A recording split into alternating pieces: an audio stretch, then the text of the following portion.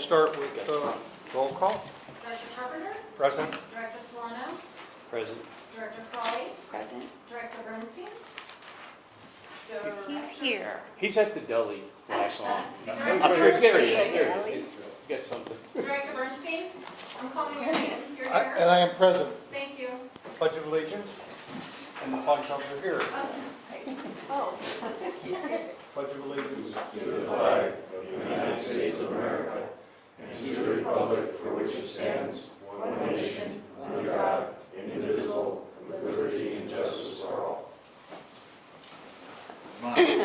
Okay, we have a reportable action from the closed session. I'd like council to read it since she memorialized it.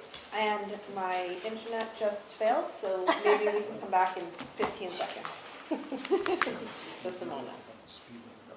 Okay, public comment number 2. Is there someone, member of the public who'd like to make a comment on any item that's not on the agenda? We'll take comments on items on the agenda as we get to them, but this is public comment for things not on the agenda. Yes, you may. Address the board. I want to thank the fire department for putting out a fire in my neighborhood recently, and we really appreciate the quick response.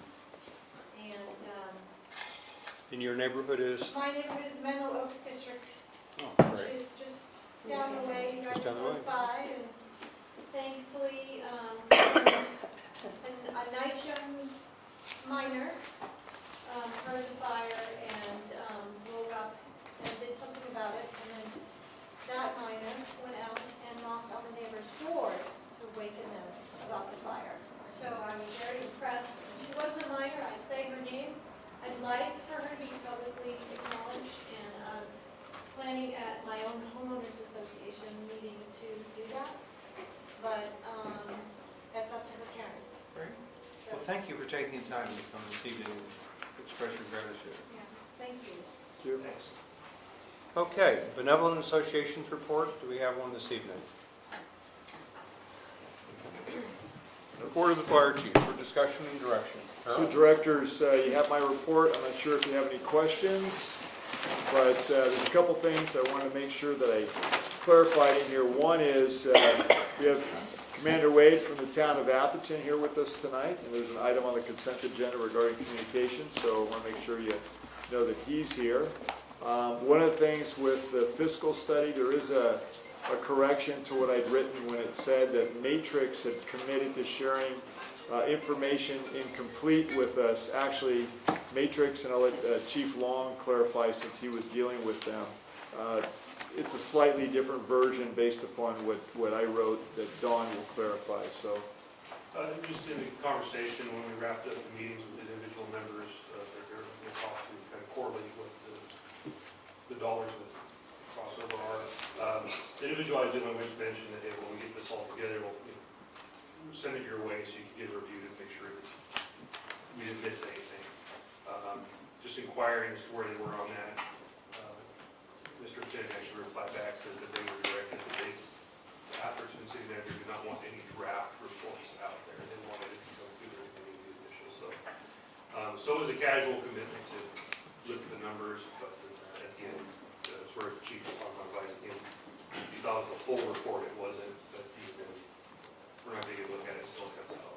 Okay, I'd like the minutes to record that fact, so it's clear. It certainly was my impression, based on earlier discussions, that you would have the opportunity to review it for accuracy. Disappointed that that's not going to occur, but the facts are the facts. Chief? So they're going to come out with the report with the final results and not going to run the statistics and the facts by us first before it comes out. Correct. That's what we're not going to draft reports out. So all we were dealing with was financial component as to how much service was late. That's what this individual was trying to gather. Just wasn't sure if he didn't understand the parameters at the time we were meeting or they changed, but yeah, we'll see if it's good reports vetted through. Virginia? So Harold, Yes. Harold, I just wanted to make sure that we're confirming also in your email for an updated chief's report that the joint council and our fire board meeting is scheduled for December 12th of Correct. 2017.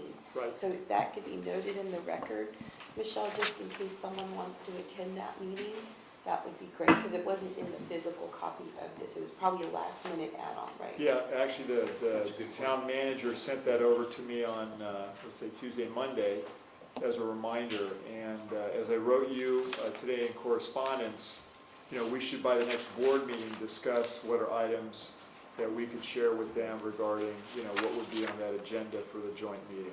And you have time, obviously, before the November meeting and then at the November meeting to come up with those. And that should give us enough time before then this proposed December meeting, that those can be discussed with yourself, myself, the manager, and whoever the liaisons are going to be for the town of Atherton. Thanks. One additional item in here, if we're done with that, That being which? Atherton. Yeah. The Chuck, did you other, have anything on the Atherton question? the other one, I'm sorry, Chuck, have a question? Did you have anything on the Atherton issue? I just wanted to ask about the meeting that we're having. Wouldn't it make sense to have it after the matrix study is released, so that we could discuss that? Yeah, I don't know the timing, I can ask that to see if that's these were agreed upon back when we had the joint committee meeting in June, and those were the dates that were sent. I would agree with you, but, who knows, maybe it will be able to be done before then. And this meeting won't replace our normal fire board meeting, is that correct? It shouldn't. No, This no, is a because joint meeting. fire board's the next week, I think. Okay, I just want, Rob, did you have another? Yeah, Chuck makes a really good point. Yeah. I would rather meet after the study comes out, for sure. Okay? Well, assuming I- we can. I'd like to offer an opinion on that. I think that the study's gonna come out, and then I would predict, and we have a council member here who may want to counsel, that it's gonna take months for them to sort of process the report, figure out what they want to do about it, et cetera, et cetera. My preference would be, this is planned as an annual meeting. We should, and I don't think we should focus on a study which is not yet completed. I think we should just continue to do business as usual. Whatever is available at that time, we can deal with it. Carrie, you have any thoughts on this? I think that's a reasonable assessment. Yeah, I agree with that, Peter, because this is regular business. Otherwise, we make this the focus of the meeting, and I don't think that's the purpose. Right. The purpose is to talk about a whole bunch of Joint things. issues. And obviously, we'd like to, we hope that the report comes out on a timely basis. We hope we have the opportunity to comment on it, but we know, for example, in the case of Menlo Park, it takes a long time for things to get on the agenda. My suspicion is that Atherton will move much more expeditiously on something. So I would like to just get concurrence from my colleagues. We proceed with December 12th as planned, and we'll deal with the matrix study when and if it becomes available. I agree with that. I don't. I'd like to have the results before I leave. Well, It would make the meeting a little bit more, I think, maybe a little bit more interesting too. Well, it might, but we are not going to, so there's no way I think we can expect to have the report. Do you think that it may be done? Could we have a joint meeting once the study comes out? We could schedule. We can a certainly, meeting. that would be up to the board and the council. We wouldn't even My do that. suspicion is, the very fact that they're not willing to share it with us means they want to deal with it first. And so I would anticipate that the staff will deal with it, they will go to the council will decide what they want to do, and then at that time, it may or may not be appropriate for a joint meeting. But it's not a joint report, it's not a joint study, they're doing, it's their report, it's their contractor. So we'll know more by November meeting. November meeting. Yeah, because if we're gonna set any items up for the agenda, that's what we would put on the next meeting, is for that to be a discussion item. And I could talk to the manager and see, what the Okay. actual timing would be. Okay, back to your report. Okay, so the other Chuck items, has a question. Go. I just want to make a comment. I mentioned this idea of waiting till the matrix report was ready, but I think what's important here is to normalize our relationship with Atherton, and I think to the extent we can do normal things in a normal time frame, that's probably Well, a better idea. Yeah, I thought that was, we had consensus on that now. Well, I'm adding my voice to be included in the consensus. The other thing in here, I know you want to discuss the interface firestorm, but before I do that, I'll go to the captain's position interviews. So we do have a list of 7 captains now. They all passed the process. They were ranked, and I'm proud to announce that Mark Zamparelli is going to be the next captain that will be promoted, and we'll be scheduling along with the end of the probationary firefighters' time as probationary firefighters. We'll put that all together into a ceremony to be announced here shortly. But I want to let you know that. And then the last thing in there, at 28 Almondral, the home that's next to Fire Station 3, one of the proposals that I had put down, and we had discussed this last time, we haven't had the chance to do things since the Finance Committee took a look at it, which was, to also potentially tear the house down. And I bring this up only because in watching all the people that have been displaced in the last week, I don't know if that's really a responsible option. So I just raised that. I don't know how we could address people being, displaced based upon the fire, whether those are firefighters' families that work in the area. I know there's several that have lost their homes. So again, I don't want to see us tear down a home that could be used for, putting people into it, but I also know we don't want to spend a whole bunch of money to have to upgrade it either. So they've kind of got a conundrum, and who knows, maybe in discussion with Atherton, it's a big piece of property. You could put a couple, portable trailers in there just to give people some place to at least live. That might be heresy in Atherton, I don't know, so I'm not, I'll make it my idea if anybody wants to blame me, but, at the end of the day, it just seems irresponsible to me when I suggested that before in light of everything that's going on. Well, let me just respond to that. This went to Finance Committee. The Finance Committee has started discussing it, and a number of different options have been laid on the table, and staff will be bringing this back to the Finance Committee to look at the various options and the pros and cons of them from a financial standpoint, with the expectation that it will then come back to the board in November with both recommendations from staff and an evaluation from the Finance Committee.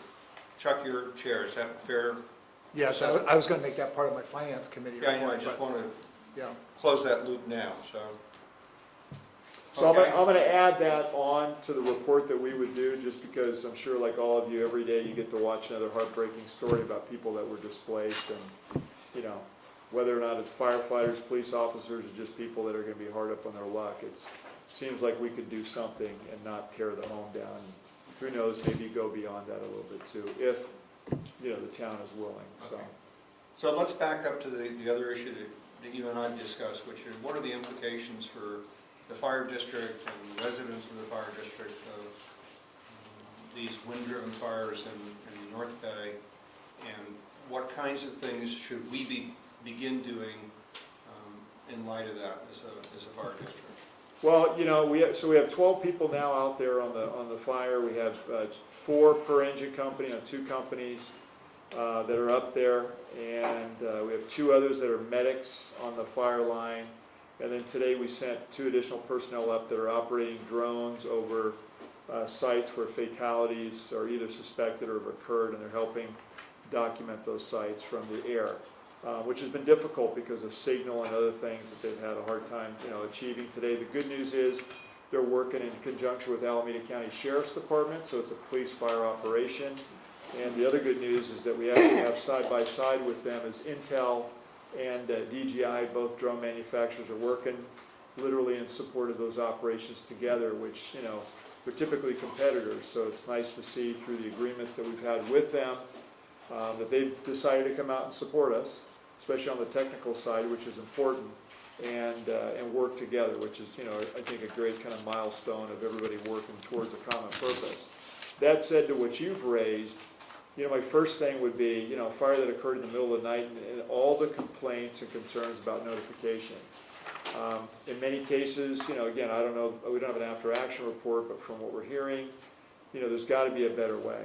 And, I think we can achieve certain things in this community that we haven't maybe looked at before the way that we probably need to take a look at them now. I mean, I've been concerned last year in the drought, as you know, with a fire that could do exactly the same thing based upon the canopy over Atherton or floods down in East Palo Alto. I mean, you know, everybody relies on this, but when it doesn't work and people don't sign up for systems, or even when they do and there's no notification, you know, that's an Achilles heel.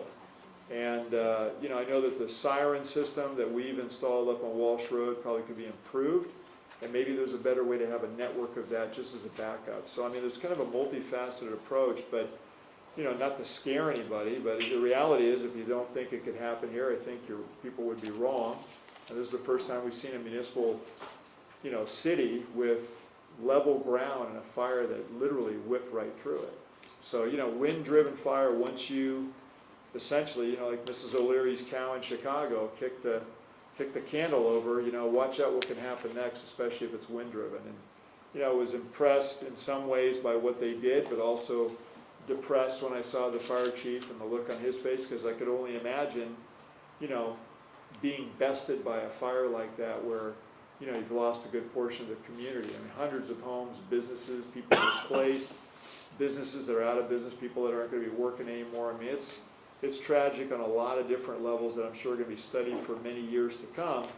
But I think we can do better in terms of at least notification. That would be my first step of saying, you know, what can we do there? And then I'm sure the code is going to have to follow on this event because, you know, it just makes sense that we're going to have to get a little bit more serious about fire spread even in a municipal area, given circumstance. So. Yeah, let me lead off if I would, may. As you know, this is an area that I have both a lot of experience in and some very strong opinions. We live in a community, the fire district, which values our vegetation. But people need to realize that vegetation for a fire is simply fuel. We live in a community which has an incredible fascination for things like shake roofs. And one of the things that happened in Santa Rosa was it only took an ember on one house to get that house burning. And once that house was burning, even though there wasn't much vegetation around, that then very quickly enveloped the other houses.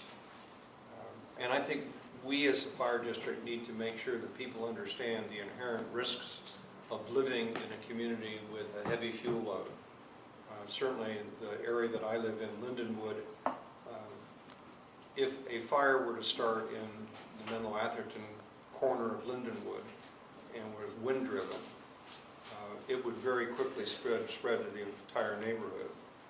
And the great tragedy would be that in the process, many people would die because there is no way out on Marsh Road or Bay Road, and you would have people literally up against the wall. And we just need to make sure that the people in the community understand these issues and that we're not in a position after something happens where they say, well, why didn't you tell us? My suspicion is that there would be very little inclination to try to reduce the fuel load. I know how difficult it's going to be to try to tighten the building code in terms of combustible materials, etc. But there's a middle ground, which is the education ground, and saying to people, these are things that you can do voluntarily to reduce your risk.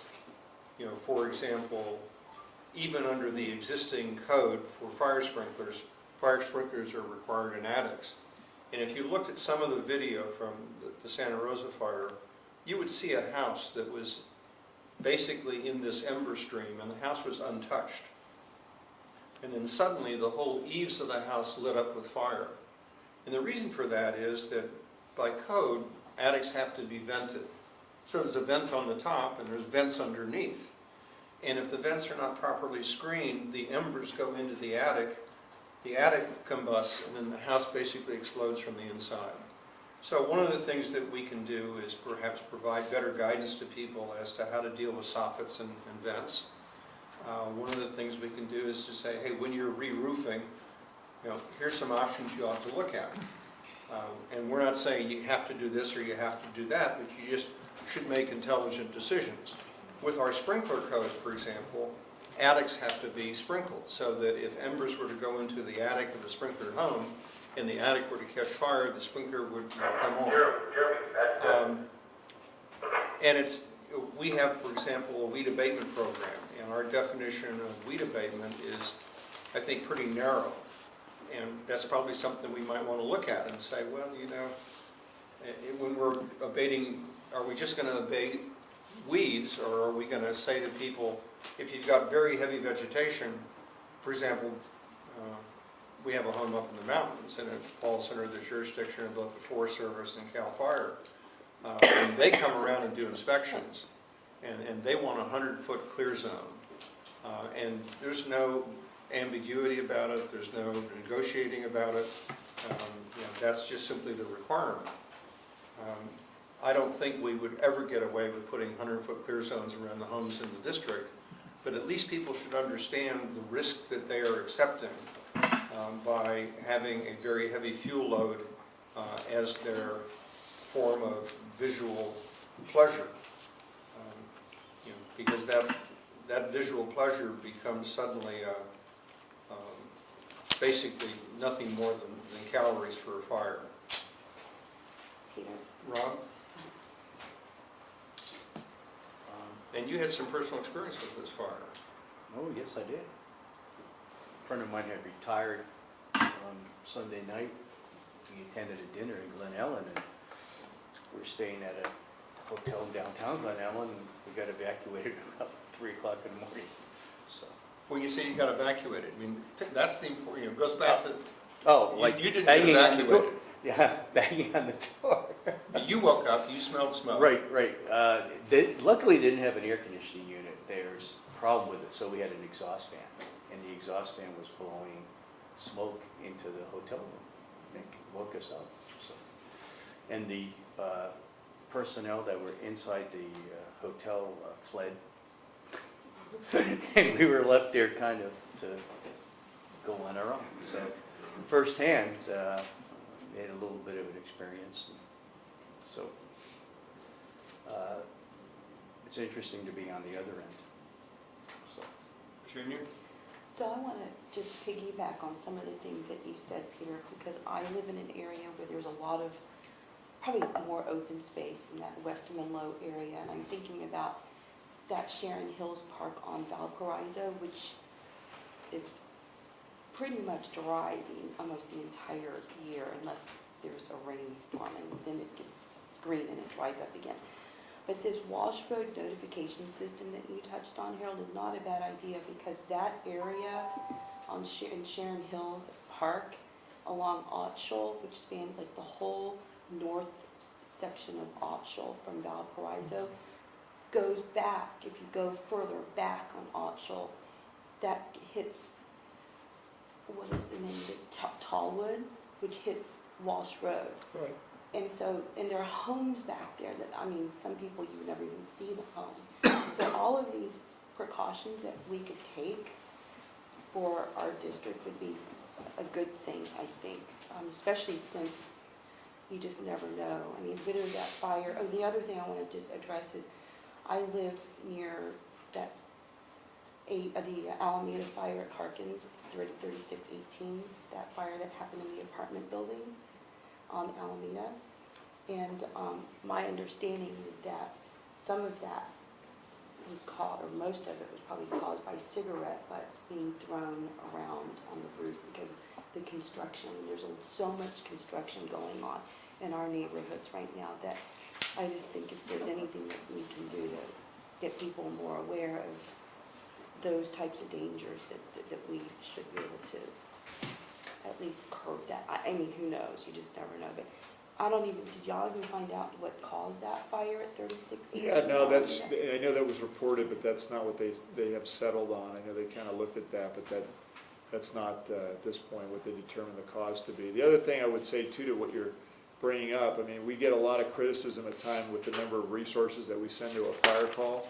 I hope for a while we're not going to hear that criticism, because you can literally send an army, but when you're behind, you're behind. And when you get a fire like this, or something that's, a little more complicated, there's a reason we send all those units. I mean, the fire we had with the lady over here mentioning in the Menlo Oaks area, you know, they came in on one side and the reported side turned out was on the back of the property and it was better to come in on the next street. Well, you know, it's not like the unit that's at the front of the building needs to then change. We have additional units that can go in and come in from the other side. So I think there's, you know, everybody's kind of having this epiphany when you're choking on the smoke here in the Bay Area and you realize, you know, that there's fires all over and we live in a risk-filled area. This is just the first time I think that we've seen a different dynamic where, you know, there's a lot more to be concerned about, which we've been saying for years. And, you know, but there's got to be some actionable about that, right? What changes because of that? And I think to Director Carpenter's point, there's things within the code you can do to box eaves, not make your home as vulnerable. Yeah, Certainly, you know, defensible space within reason. And then also, you know, to me, what got me was the whole notification thing. yeah. I mean, we literally have personnel working up there in homes right now that they didn't get out of. And you Well, have to wonder why that was. Maybe they didn't even wake up to know it was there. Well, my point about the notification on Walsh Road is that it's actually, Walsh Road is more connected to that section of Menlo Park that is open space, Sharon Yep. Hills. than- Well, anything on the than hills people- is more susceptible Right. to And fire it's, spread. and you know, we had that Susan Gale fire there years ago. Susan Gale, and then the Yeah. big fire that people forget is the Liddicoat fire in Palo Alto in 1985, which was wind-driven, and had it not been for a wind change that night, it would have probably taken a good portion of Portola Valley and Woodside with it. So, Thank you. good thing there's an ocean over there. I'd just like to use this opportunity to put in a plug for a more vigorous CERT organization. I noticed that almost all the people who died were over 70 or in wheelchairs, and these are people that need help, and with enough, and many of the things that have happened, you look at down in New Orleans and Miami, look in San Jose last winter, everybody was surprised by what happened. Right. And CERT is an organization that can and should have its primary mission, self-mobilization in the first 2 to 8 hours of an emergency, before the professionals can even assemble and get there, but at least to save those lives initially. And it's something that I'm going to be pushing very hard for here to, you know, expand the CERT tenfold, 20-fold perhaps, so. Okay. On my second round of comments, I would just, you know, history gets lost sometimes. The Walsh Road evacuation plan started because I was concerned about it. I reached out to the town of Atherton and said, we got a problem, and they said, we don't want anything to do with this, because we don't want the liability associated with telling people what to do. So my wife and I hired somebody to do the mapping and do the photography. We got a lot of cooperation from the fire district in terms of going up there and walking escape routes and things like that. We discovered the horse tunnel. We discovered that there was easy access to the golf course, etc. The residents were very supportive. But at the front end, there was a lot of institutional resistance to doing that. And some of it, I think, was an ill-placed concern with liability. But Chuck mentions people who need assistance. Again, a proposal was made to map people who need assistance, and the response from the town was, we don't want to do that because we don't want the liability, because if we know where they are, then we have to do something about it. So these little nuggets get lost, and we should just realize that moving forward on these kinds of things is, you know, not everybody's going to stand up and cheer. There are going to be a lot of people who say, oh no, we don't want to do that. I think the Walsh Road exercise speaks for itself. We later got buy-in from the town, signs were put up, we worked out an arrangement with the people who had the horse tunnel, we worked out an arrangement with the people at the golf course saying, hey, you know, if there's an evacuation, feel free to come over the fence to the golf course. And most of the people who lived in that area never even thought that that was a good way out. Certainly in my neighborhood, you know, we desperately need an evacuation plan with two sides of the neighborhood with fences which people are not going to be able to get over. And very few entrances and exits into that neighborhood, and a heavy fuel load. So a wind-driven fire, and people need to understand, the best fire department in the world cannot stop a wind-driven fire. For those of you who watched the videos, some of the videos that were taken, you know, those embers were just going horizontal. And they went right across 101 like it didn't even exist. And that big neighborhood that was wiped out in Santa Rosa was on the other side of 101. And you listen to the radio traffic and everybody was saying, oh, well, it'll stop at 101 and stop at 101. And you're looking at 101 and here's this sheet of embers and flames coming across 101. And again, you know, Oakland fires, you know, again, a wind-driven fire. The Churchill fire in Canada, wind-driven fire. We need to think hard about this, and we need to make sure that we give our best professional advice to the people who live in this district. And the answer is not going to be increased regulation by itself, but there's a lot of voluntary stuff that people can and should do to greatly enhance their opportunities for survival. And one of the things is to think carefully about evacuation routes, to think carefully about alert systems, to think carefully about, you know, when something happens, how do you notify your neighbors? And how do you notify neighbors who've got a 6-foot wall and a gate? You know, that's a huge problem. One of the things that I keep in my car and keep in my house is one of these air horns. But you know, I'm just improvising, and you know, we've got mics here and thinking about stuff that you know. But there's just so much that I think we can do, and I think we've all become somewhat complacent because we haven't had something like this. But please look at the videos from last week and look at the way that those houses burst into flames, and look at the way, you know, we got 10,000 firefighters up there, and this thing is still, the only thing that stops a fire this big is the weather. You can put all the people in the world on the fire line, but until the weather changes, these fires are going to just keep going. And if that wind hadn't stopped, we'd be looking at a much larger fire right now. And if we don't get moisture Thursday and Friday like everybody's hoping for, you know, we could be back in right where we were a week ago. So I would hope that on the operational side, you look at this, and that at the next board meeting and the board meeting thereafter, we sort of have a little, we have one topic on lessons learned, and what is our responsibility as elected officials to make sure that the community is aware of the risks?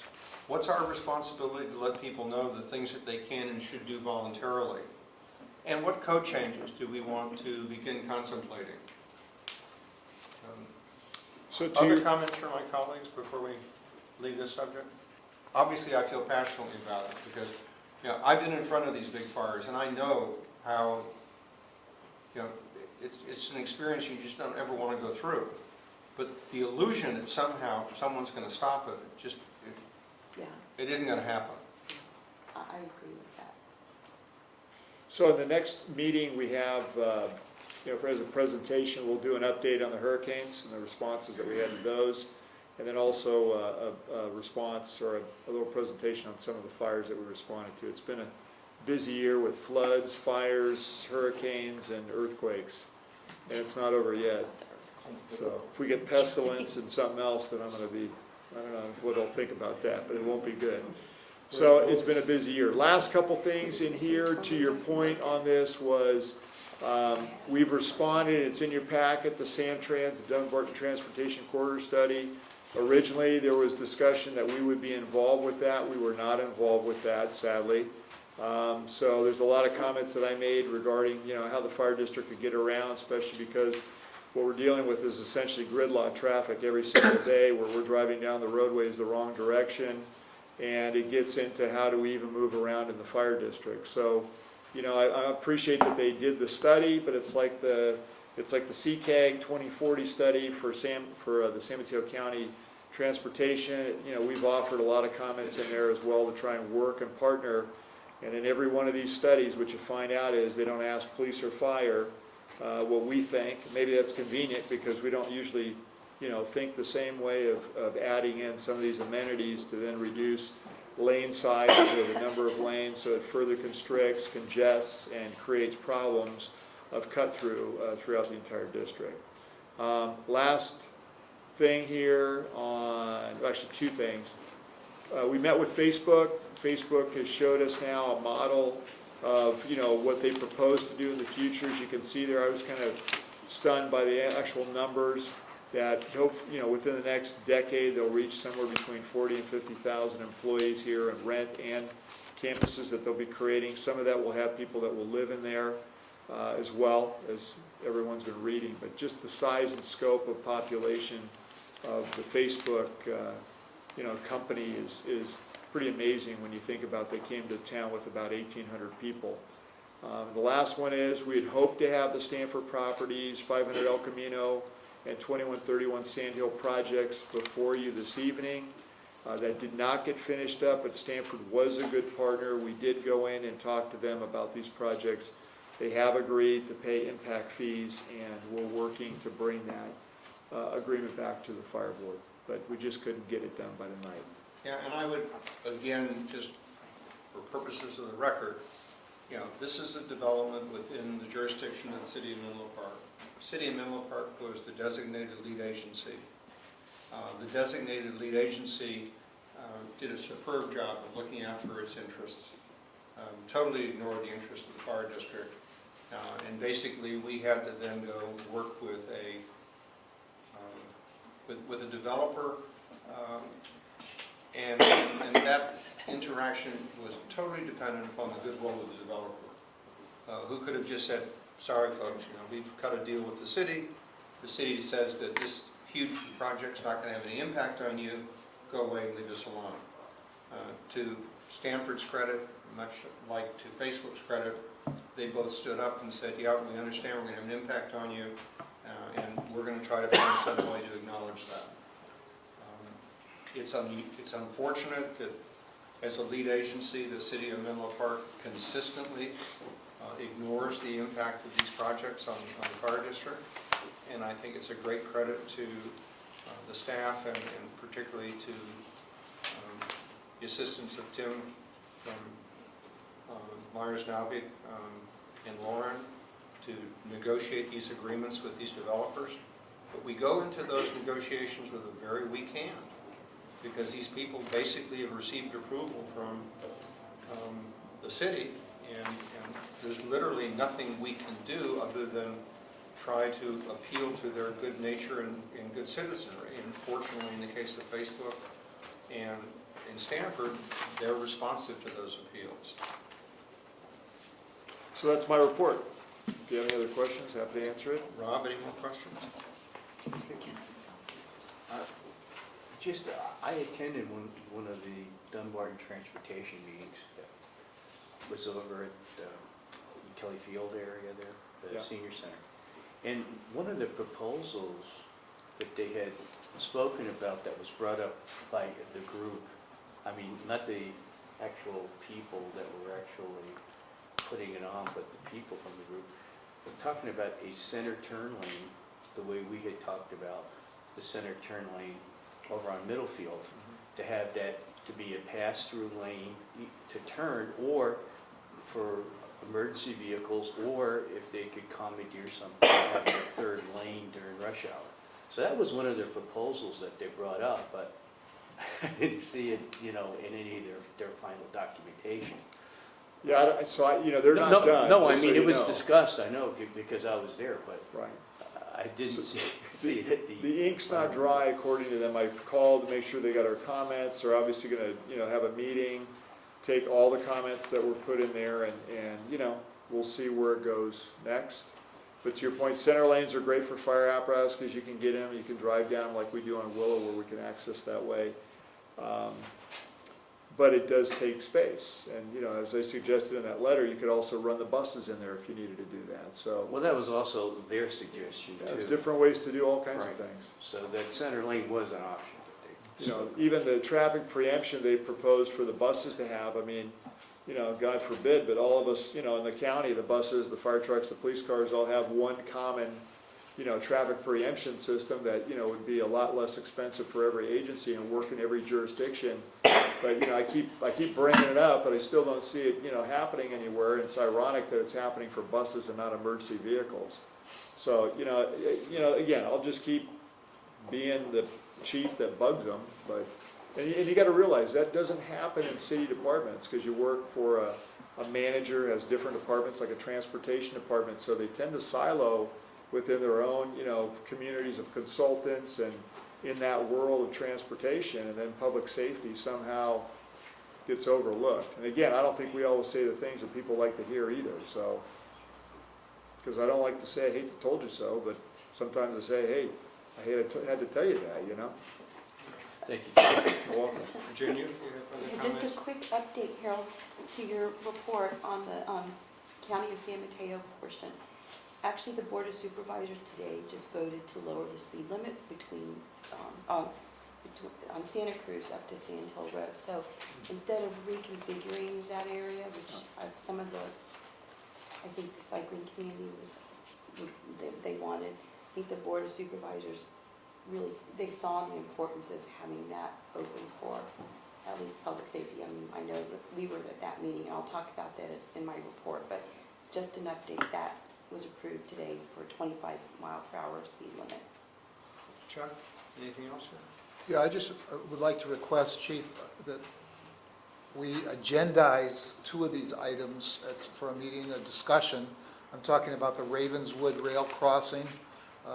I know nobody wants to talk about it because it's expensive, but I continue to believe that there's only one solution, which is undergrounding the tracks, and that would provide for pedestrian safety, auto safety, and a free flow of emergency equipment.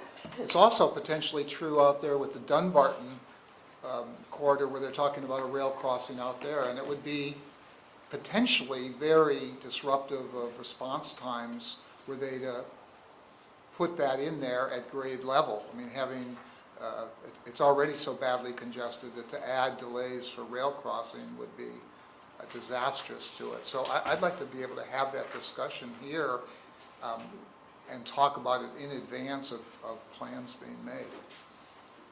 So it's a board item, I mean. Yeah, we'll put it on our agenda planning meeting and make sure that we come back to it in November, December. There's no rush on Well, it, but the important thing though is we don't lose it. We don't have a situation where in April you say, wait a minute, What Yeah. happened to that item? I raised that, last year and we haven't done anything yet. And I would just make a comment which is sort of related to this transportation issue. I was fascinated by watching the Oak Grove bike lanes go into place, which have the most complex striping I've ever seen on any road in the world. And I noticed today I was driving down that those bike lanes are closed on Saturday and Sunday. They've now added a sign below no parking, which says except Saturday and Sunday. So how in the world do you get people to get accustomed to a bike lane, but then suddenly on Saturday and Sunday, the bike lane disappears? Whether the church got in there and sort of said, we need the parking, I don't know. But that was never in the plan. And so now we're going to have the striping there the way it is, but on Saturdays and Sundays, you're going to have parking allowed where no parking has been prohibited since they instituted it. I mean, I have no idea how that happened. So one last comment to Director Crawley's point too on Alameda de los Bogas. We're not as looped in, sadly, at times with the county as well. So that, there's different meetings that we either find out about, but we're not necessarily always given the information in advance, I guess is the nicest way to put it. But, I would just caution too, the bicycle stuff, as I've said, I mean, you have a 4-lane road in Sharrows, that makes no sense to me because there's too much congestion and traffic. Attractive nuisance. Well, I mean, you can paint whatever you want on the ground, that doesn't mean people aren't gonna get hit by cars, so, that doesn't always mean that's the solution, I get it. But what they haven't really defined is, where should a Sharrow go? In my opinion, 25-mile-an-hour roadway, look at the volume, set a threshold, you can put a Sharrow symbol in there, and that would make some sense. Don't put it on a primary response route, don't put it on a congested roadway, don't put it on a 4-lane road where just by the very nature of a 4-lane road, it doesn't make any sense. You gotta look at the width of the roads as well, because we're trying to shoehorn everything into these areas where we're just looking for trouble, because I don't know if the Sharrow makes people think they got a force field around them on a bicycle, but I can guarantee you that the car will still hit you, and when the car hits you, if you're on a bicycle, you will lose.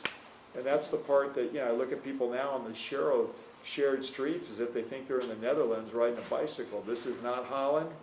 And, here people are on their cell phones, they're texting, and we're getting a lot more accidents now with people on bicycles because I don't know why folks are thinking that Cheryl makes it like everybody else is gonna pay attention, because they don't. So, we're almost setting ourselves up here, and we're not the ones doing it, because again, we're not the ones getting asked. So, nice green symbols and paint look good, but, again, they're not asking our opinion regarding where it should go, what's the road width, what's the speed, what's the volume. There's no threshold to paint a symbol on the ground other than it makes people feel good that you could ride your bicycle through there. Well, and going down Oak Road the other day, they got these little posts along the way. And the new thing for the kids now is they slalom between the posts. So they go from the bike lane into the driving lane, back into the bike lane, back into the driving lane. Or they're now they're riding 2, 3 abreast because the bike lanes are bigger, almost like the width of a car lane, even though it's supposed to have the buffer. So, yeah, again, these are all the consequence side of doing things differently. People didn't foresee that could be a bad thing, too. Anything more in the chief's report? If not, let me finish the report out on actionable items. Thanks to council. The board unanimously voted to utilize the chief's evaluation form included in the board policy manual, which we processed in the same manner as last year. Specifically, what we do in this case, typically evaluations are coordinated with HR, but since HR reports to the chief, the way we set it up is working with Myers-Navi. They have a paralegal that performs the collection and collation of the evaluation forms from the directors. And so we've agreed that we'll use that process again this year, and we'll be proceeding through that over the course of the November-December timeframe. Okay, next item on the agenda is the Community Organizations Active in Disaster Co-Ed of South San Mateo County. Who's got the lead? I do. Where should I place myself? Any place you'd like. Howard, at the, You can stand at the podium will if you pick want up the the- podium. so we can hear him on the tape. And it looks like you've got a slide presentation. We do, and to the board, first I'd like to introduce myself. My name is Isaac Stevenson. I've been here in this area since my family moved here in 1955. So I remember when there were stoplights at Willow and University, or the Bay Road Freeway. The freeway was only a couple of lanes going in each direction. So I'm happy to be here with you today. I was in the military for 8.5 years. My first 5.5 years, I was a boatswain's mate on an aircraft carrier and made my way up to E5. So I have been over repair parties. I'm a CERT member here in East Palo Alto, and I've actually been in a shipboard fire besides all of the training that you do when you're out at sea anyway. So I do have an idea. And final thing, I had the opportunity, I shot video. I worked in radio and television in the Bay Area. And for the last 20-some years, I've been in the corporate environment doing video production. And I had the opportunity to work with the Forestry Service down in Gilroy. Well, they had a house that was donated, they had to burn. And it's interesting to realize or think about what happened up north when the house that they were burning, and it was interesting because the chief said, well, you're going to go into this fire and film? And I said, yeah, I've done this before, and I was better than a lot of the trainees that were there because I've actually been in a fire. But what's interesting was after they had finished their exercise, and we're standing outside the house, it's still burning. We had to stay on scene. We're about 20 plus feet away from the house. And you realize what happened up there could happen here just as easily, especially as places are starting to pack more people in. And the same thinking closer, homes closer together, and how easy it would be for a house on fire, just as where that wall is, to catch a house where I'm standing at on fire just from the radiant heat coming on. So I don't think very many people have a clue because they haven't experienced it. And I wish, it's rough to say, I wish everyone could experience, but that's really something you don't want to do. I'm in love with the co-ed. Thank you all for CERT. I'm thinking of being a Jehovah's Witness and going door to door and getting all of my neighbors involved in CERT. I grew up on Westminster, which is 2 blocks south of Willow Road on the east side. And when I grew up in the 50s, we knew every family on our street, every single family. And you think of how important it would have been to have the seniors who are at home or the kids who could go along the street and actually get people up and moving during those type of incidents when those places were done. So I'm going to shut up now and go on with this presentation. As I say, what you see right here is our logo, Community Organizations Active in Disaster of South San Mateo County, and let's see if I press this right. And that is CSSMC, or that's what it all means, our COAD. A COAD is a humanitarian organization, association of independent community organizations active in emergency disaster relief. Our purpose is uniting to coordinate relief efforts between community agencies, faith-based groups, and government organizations involved in disaster response. Let's see if I can get it here. Okay.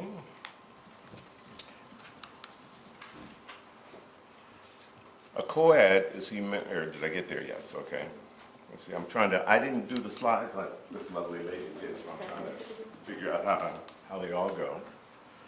Our mission is to foster effective service delivery to those affected by disaster in South San Mateo County through collaboration of community agencies, let's see here, and organizations throughout the entire disaster cycle.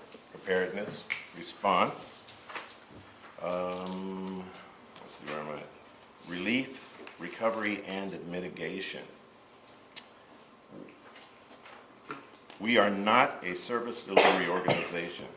Instead, we uphold the privilege of our members to independently provide relief and recovery services while supporting their efforts to do so by providing a forum where agencies active in disaster can cooperate, communicate, coordinate, and collaborate with us. We call our core values the 4 C's: communication, coordination, cooperation, and collaboration. Now I'll start with coordination, or rather with cooperation. As we were looking at to develop a culture of cooperation among our member agencies and organizations at all levels and in all phases of disaster preparedness and response. Communication, exchange, and dissemination of information among our members, agencies, and organizations, and that includes public and government agencies as appropriate. Coordination. The coordination and development of our strategies and procedures and the implementation of services among our members, agencies, and organizations. We are looking to serve as advocates and liaisons between our members and local and area emergency operations centers during a disaster. And then finally, collaboration. We need your help. We really need your help to work together to achieve specific goals and to undertake specific projects during disaster response and recovery operations. And we want help from those partnerships during disaster preparedness, response, and recovery. So why a COAD? Well, our members, they know it's important. And it's important for us to be at the table, and those that don't know the importance, we are hoping to teach them really through the COAD. How to advocate for their needs, but also how to serve as a neutral space to share information, resources, and needs. No one agency or organization coordinates, manages, or dictates to the members. They do this among themselves through such mechanisms to maintain their autonomy while still being reliant upon one another, all for the purpose of more efficient and effective direct service delivery. Let's see here. Did I go further? Emergency Operations Centers. How the COAD helps the local EOC during a disaster. Our vision of how the COAD would help the local EOC during an emergency would be that the cities would activate the EOC and the incident commanders would ask the COAD to help find needed resources. So let's see how that looks. COAD representatives would sit in EOC or work where they are at. COAD members would establish member resource directories to find the resources needed to assist in locating those resources within their communities. And then it would go back. The COAD would use COAD uses member resources directive to find the resources, and then it would go back. The city deactivates the EOC. And let's see, the next slide shows the list of current members. And please don't limit this list because this is only the beginning as we look for our needs during a disaster. I must also mention that some of these other agencies aren't showing, some of the other agencies that aren't showing up here or showing their logos include the Ravenswood City School District, the East Palo Alto Senior Center, EPA Can Do, the Faith Missionary Baptist Church, Mount Olive Church of God in Menlo Park, Ohava Computers, and we are looking to add so many, many more to our membership. There are just folks, even in the community, and you think of how people had horse trailers, and if we could get those, if we had horses, we used to have horses in our area, or just the things that we might need in case of a disaster. We want to have them ready and not waiting for something like that happened up north. Okay, let's see where I go from here. Any questions? Rob, thank you for the Good night. presentation. I see that you have a lot of agencies here. Are you in the county OES center, like a physical person there, where the incident commander person can say, I need, 500 pallets of water or something? We are not. I would say, since Elizabeth is here, I would say, as I see it right now, we're not yet. We're just beginning to really organize as we have all these groups.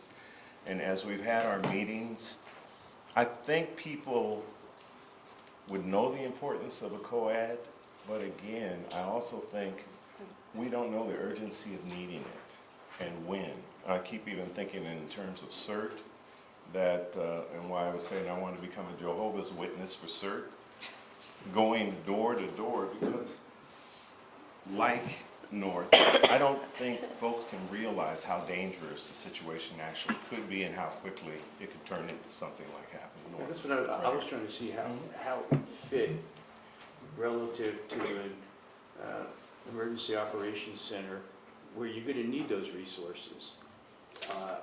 Like with county OES, you're going to need, like, people in a disaster need pharmaceutical products, prescriptions filled, and things like that, and a lot of times, those are coordinated through. Yeah, so we would work in conjunction with county OES.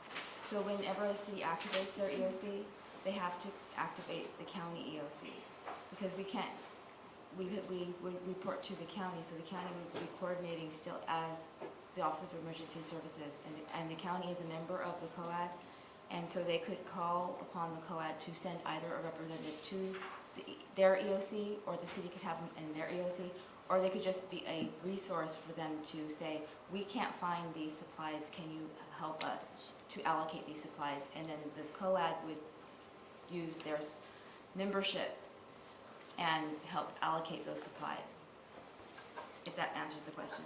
They work under the logistics section in the EOC, and they can have a representative physically at the municipality's EOC or at the county level. They can work remotely. It depends on how they want to set it up on the daily basis. So then they're not like ISO trained or anything like that, they're just they're second level or third level resource then? Correct. Okay, all right, now I get it, thank you. I was thinking that you were a primary, but it looks like it's not a primary. And I keep thinking, we're not a primary, but again, we're a community of folks that do have resources that you all don't know about. And that, depending upon how big an incident could be here in this area. Any help is earthquake, appreciated in that type of a situation. that we would at least have thought ahead of time No, please don't misunderstand. Oh, no, I don't. I don't think he's saying that you're not a primary as in it's not a focus. What I think we're saying here is that there's a logistics sections chief who uses COAD as a way of secondary, reaching out to your list of previously organized resources. And I'm only speaking for myself, but my hope is that our COAD would already have those resources together to the point that if we did have an incident and you wanted some backing, we would be able to tell you where to go, who to go to, and they'd be there for you. Okay. Before you even got there, you know, Thank you, Peter. you Thank needed you. those things. Virginia? Yeah, Isaac, I just want to thank you for doing this presentation. I know that you and Robert and others in East Palo Alto, including Elizabeth, have been great, have been working very hard to get this not just organized, but regular meetings so that you can update your list of resources and see where things are. And I'm glad that y'all are continuing to do this. And I know that, you're kind of blending it a little bit with CERT in some ways. And so I know that Scott and Robert have been involved, and you as well have been involved with just being on the CERT executive board too, which helps because we need to know where these resources are. It's the furthest point in our district and one of the fastest growing areas. So thank you for your good work.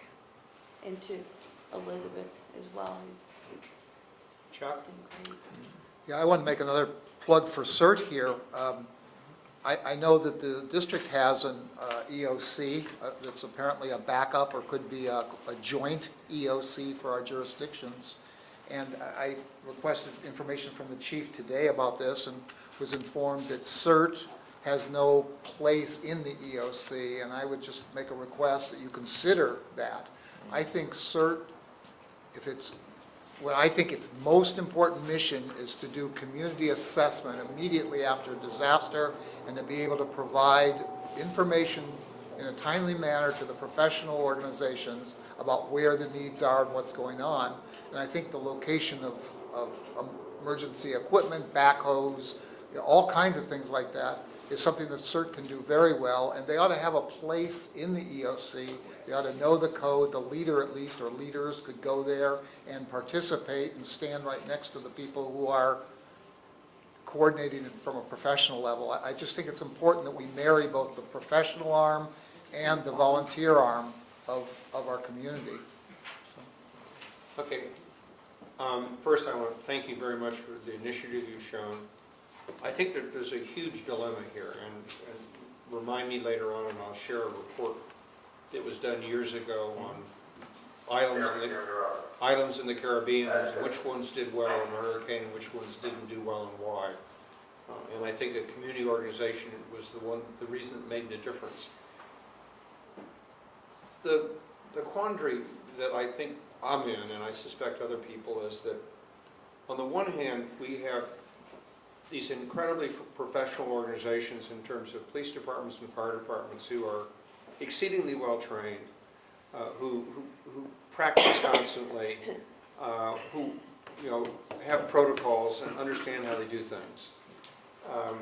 And on the other hand, we have this loosely aggregated civilian things which are represented in all these elements of the COAD.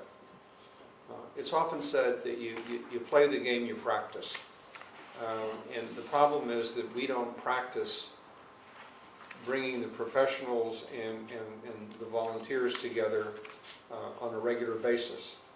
And it's been my experience that when it hits the fan, that the professionals quite understandably rely upon those resources that they know and trust. And one of the worst problems for a professional in disaster is what are called convergent volunteers. People who show up and say, oh, I'm a heart surgeon, or I'm a crane operator, etc. And the guy who's fighting the fire, dealing with disaster, doesn't have time to sort out your credentials.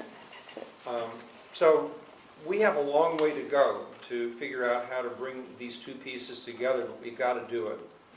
The other thing I think we need to constantly remind ourselves of is we are a highly technologically dependent society, and yet every time we have a disaster, that technology fails. the first thing that disappears in a disaster is communication. And I'm beginning to even wonder whether the concept of an EOC, a physical EOC, makes sense anymore. Because, you know, I've been in the basement up in San Mateo County, and those people are all looking at each other and trying to figure out what to do, and they have no idea what's going on outside, none whatsoever. As Director Bernstein points out, one of the resources could be people out there that said, this road is open, this road is closed, et cetera, but we haven't begun to figure out how to connect these pieces. Yes, we have a facility which is a fire district EOC, but under state law, the responsibility for an EOC rests with the county, the city, and the town. I've never seen that EOC activated with representatives from the other jurisdictions there. And I frankly doubt that when we have a disaster in the early stages, that any of those entities is going to divert resources from being in their community to go over to our EOC. Now, 2 or 3 weeks into it, when we're trying to sort out, you know, week 3 in Puerto Rico, you know, at that point you're sorting things out and stuff. Maybe then it'll all come together. Very long speech of saying, please keep doing what you're doing, but recognize that one of the biggest challenges we face is this interface between the professionals and the volunteers. And it isn't going to be easy, but unless we solve it, it's also not going to work when we actually have a disaster. As a resident of East Palo Alto, I'm really ecstatic that you're doing CERT. Like I said, I wish I could be an evangelist in many other ways, because I think I know the importance. I think if we had someone that could just get out of their house and up and down the street, or I know the idea of protecting, if it was an earthquake, say, protecting, you know, that my gas is off and all the, you know, I don't have a fire in my house, my family's safe, and then speaking to my neighbor, or yelling to my neighbors and making sure they're secure as we take care of yourself and spread out. It's just, I wish we could have it. It's got to be everywhere to really be effective. And I'm glad you're doing what I'm going to be applauding to Chuck. Yay. Because again, he's been at our meetings. He's seen us trying to pull our things together. We're going slow with the COAD and CERT, but we are moving. And I'm happy that we're doing that. So. And final thought, if you'd like to get more information, or are there any questions? Well, we had questions, but thank you. For more information or to join, please contact our current secretary, which is this young lady right here, Elizabeth Lamb, Officer Lamb. And that's her phone number and her email address at the East Palo Alto Senior Center. And I love her because she's been at all the meetings, even when I can't make it. She shows up for every exercise we have, you know, always there. So thank you. But thank you very much. Thank you. Okay, now we're going to move on to the regular agenda, starting with the consent calendar. A procedural issue. Director Bernstein has reminded me that there are certain procedural things that we've sort of got, that I've gotten in the habit of doing that are not necessarily correct. When the discussion seems to get to the point where we're ready to go, I say, well, let's call the question. What needs to happen at that point is if someone's called the question, then that becomes a motion and it gets voted on whether or not to stop debate. And when the question's been called and when and it's not a debatable motion, it then, if it has a second, it gets voted on. If it's voted to call the question, then debate stops. And then the question that's on the table then gets voted on. And I went through the board policy manual and I recognized that I'd gotten sort of sloppy on this. And some other things as well. For example, there's a 5-minute limit on any speaking by a director. And then at the end of 5 minutes, the person then who then has the floor is another director. And then you can come back through the rotation. But it was useful to go back and read through the things we obviously many years ago thought through carefully, and I had just not been paying as close attention to some of them. And there's some of them were sort of a surprise, like I totally forgot about the 5-minute limit. And so I will begin on trying to be more rigorous about applying the rules that we have in our policy manual. Okay, consent calendar. Do I have a motion to approve the consent calendar? So moved. A second. I'll second. Are we approving the updated minutes? Okay, sorry. Does anybody want to remove anything from the consent calendar? Chuck? I'd like to remove item 12, please. Okay. Any other items?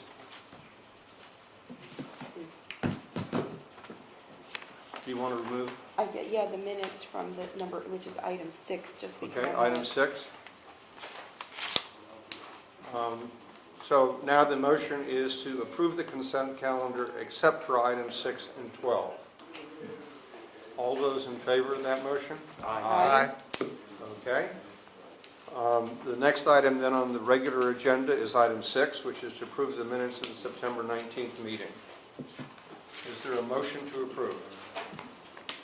So moved. A second. I'll second. Discussion. Rob?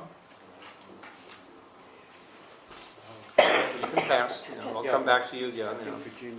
Virginia? Yeah, I pulled it off because we have these amended minutes that were given, the minutes that were given to us tonight that had some corrections or additions. I mean, for me, I called in about one correction, but there are some other things in here that I think reflect the meeting more accurately.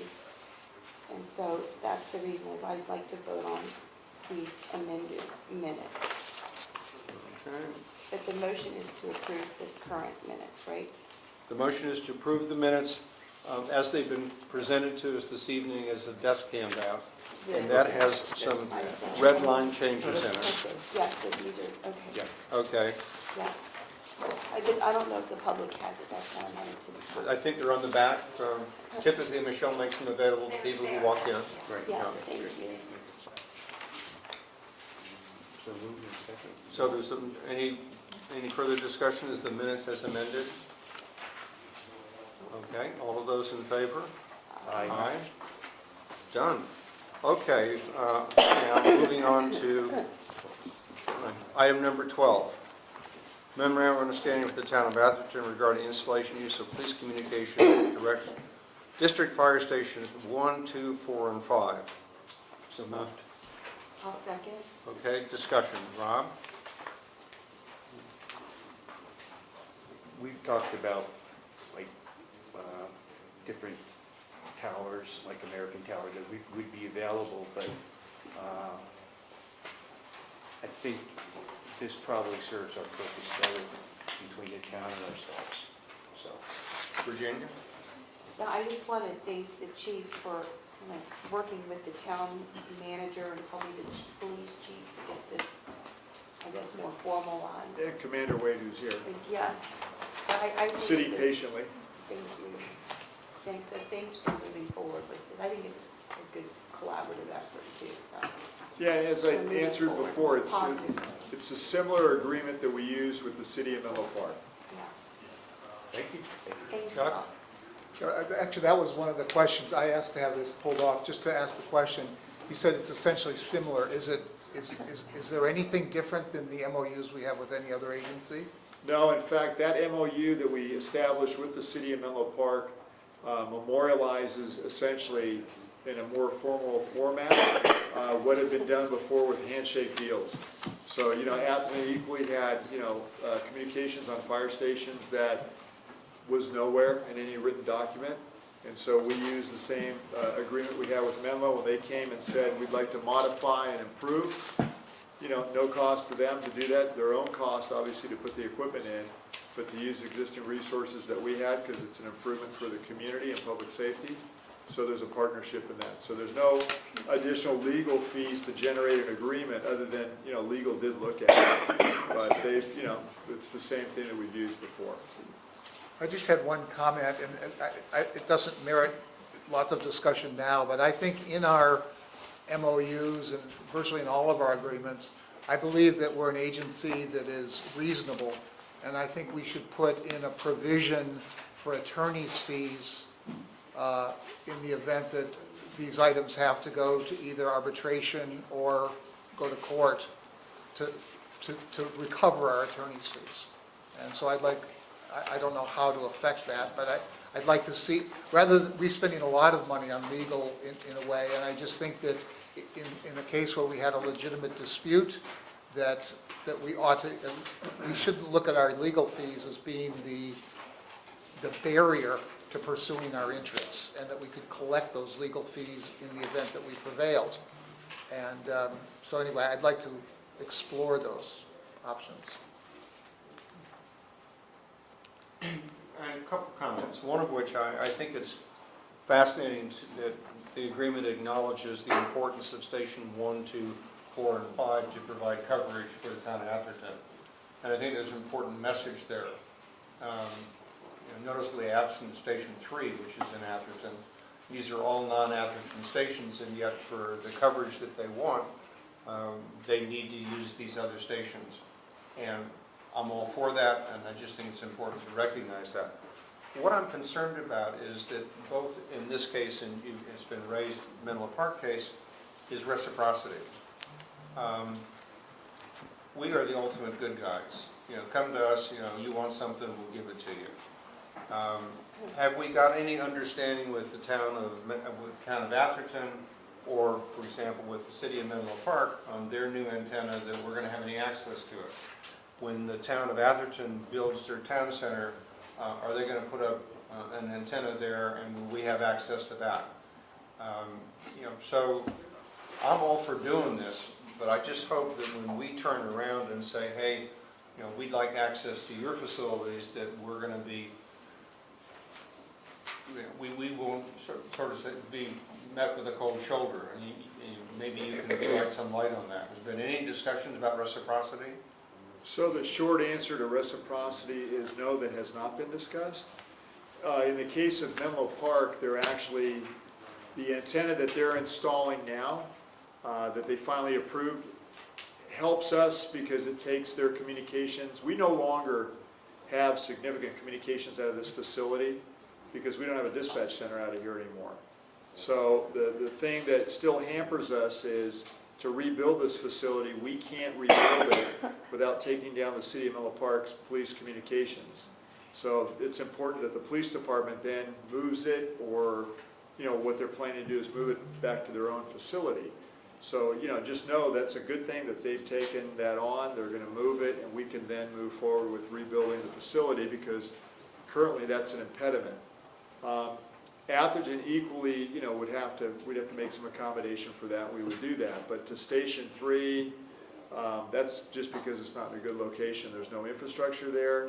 But to the Atherton Town Center, we've never even discussed it. So I would just encourage in the discussions that we are, it's just a matter of policy.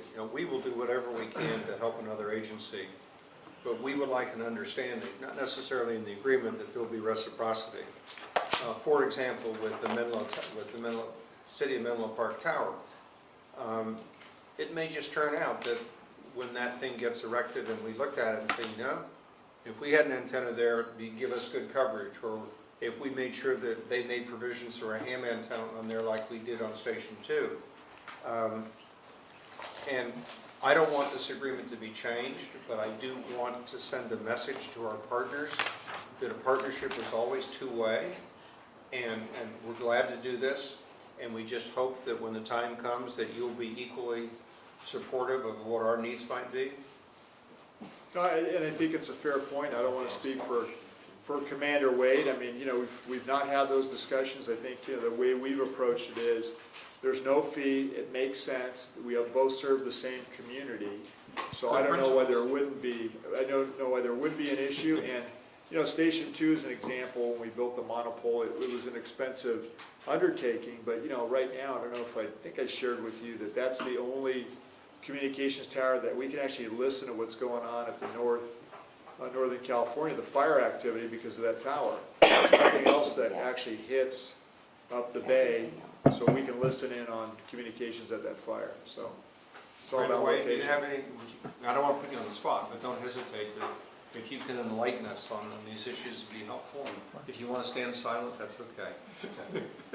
No, I'd just like to say thank you because it definitely helps. It definitely helps the police department. You made the comment about us not doing anything within the department, within the station that's within the town.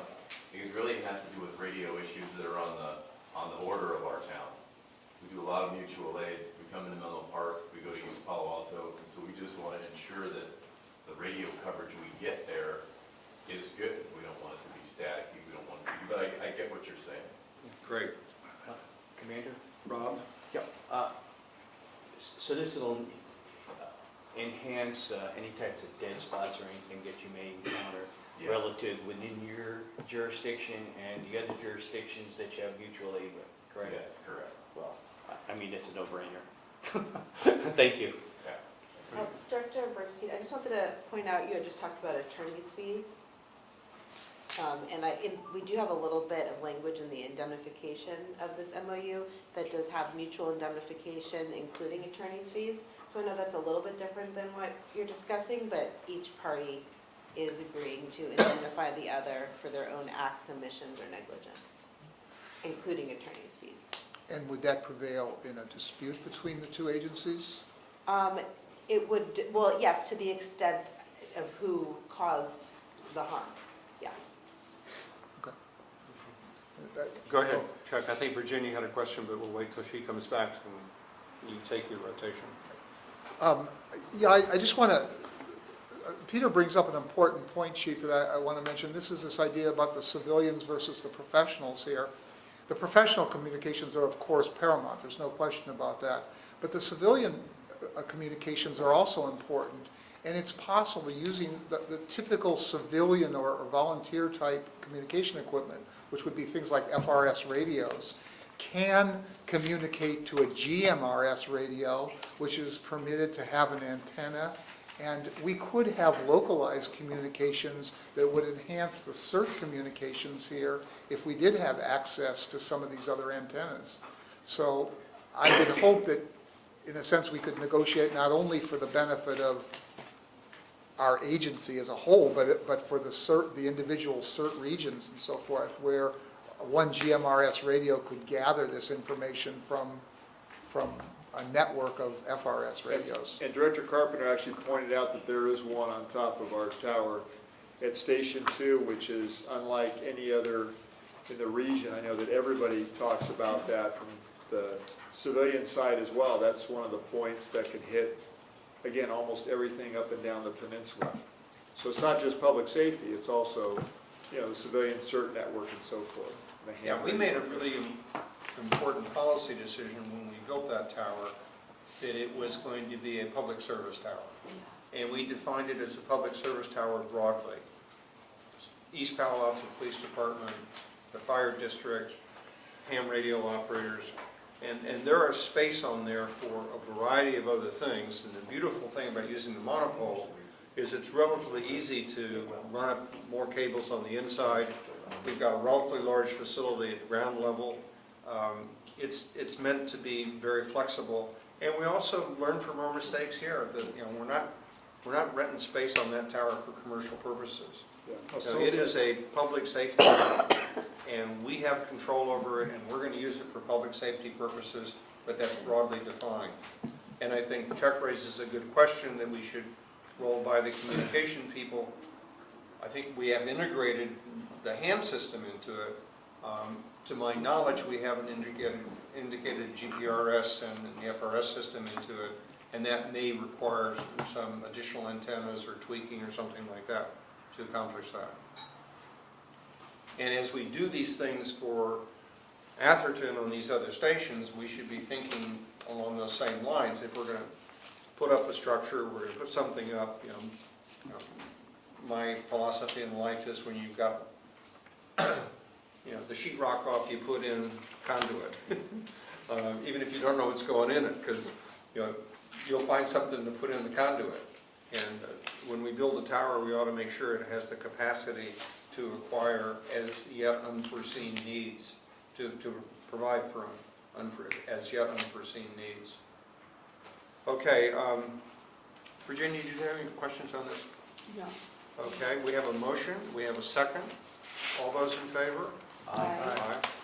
Brian, can I make one more comment on that? Of course. So, you know, I realize sometimes we have these conversations, not everybody in the room understands maybe what we're talking about. So, Fire Station 2 in East Palo Alto, the district rebuilt the facility, but when it did so, for those in the audience that don't know what we did, we made a significant investment in a monopole that's 100 feet in height with a foundation that can sustain a significant earthquake, with a building that's built to a specificity that makes it hardened, so to speak, and with a backup power system above the 100-year floodplain that also can be used because it uses diesel to cross-fuel the apparatus so that the fuel doesn't get stagnant.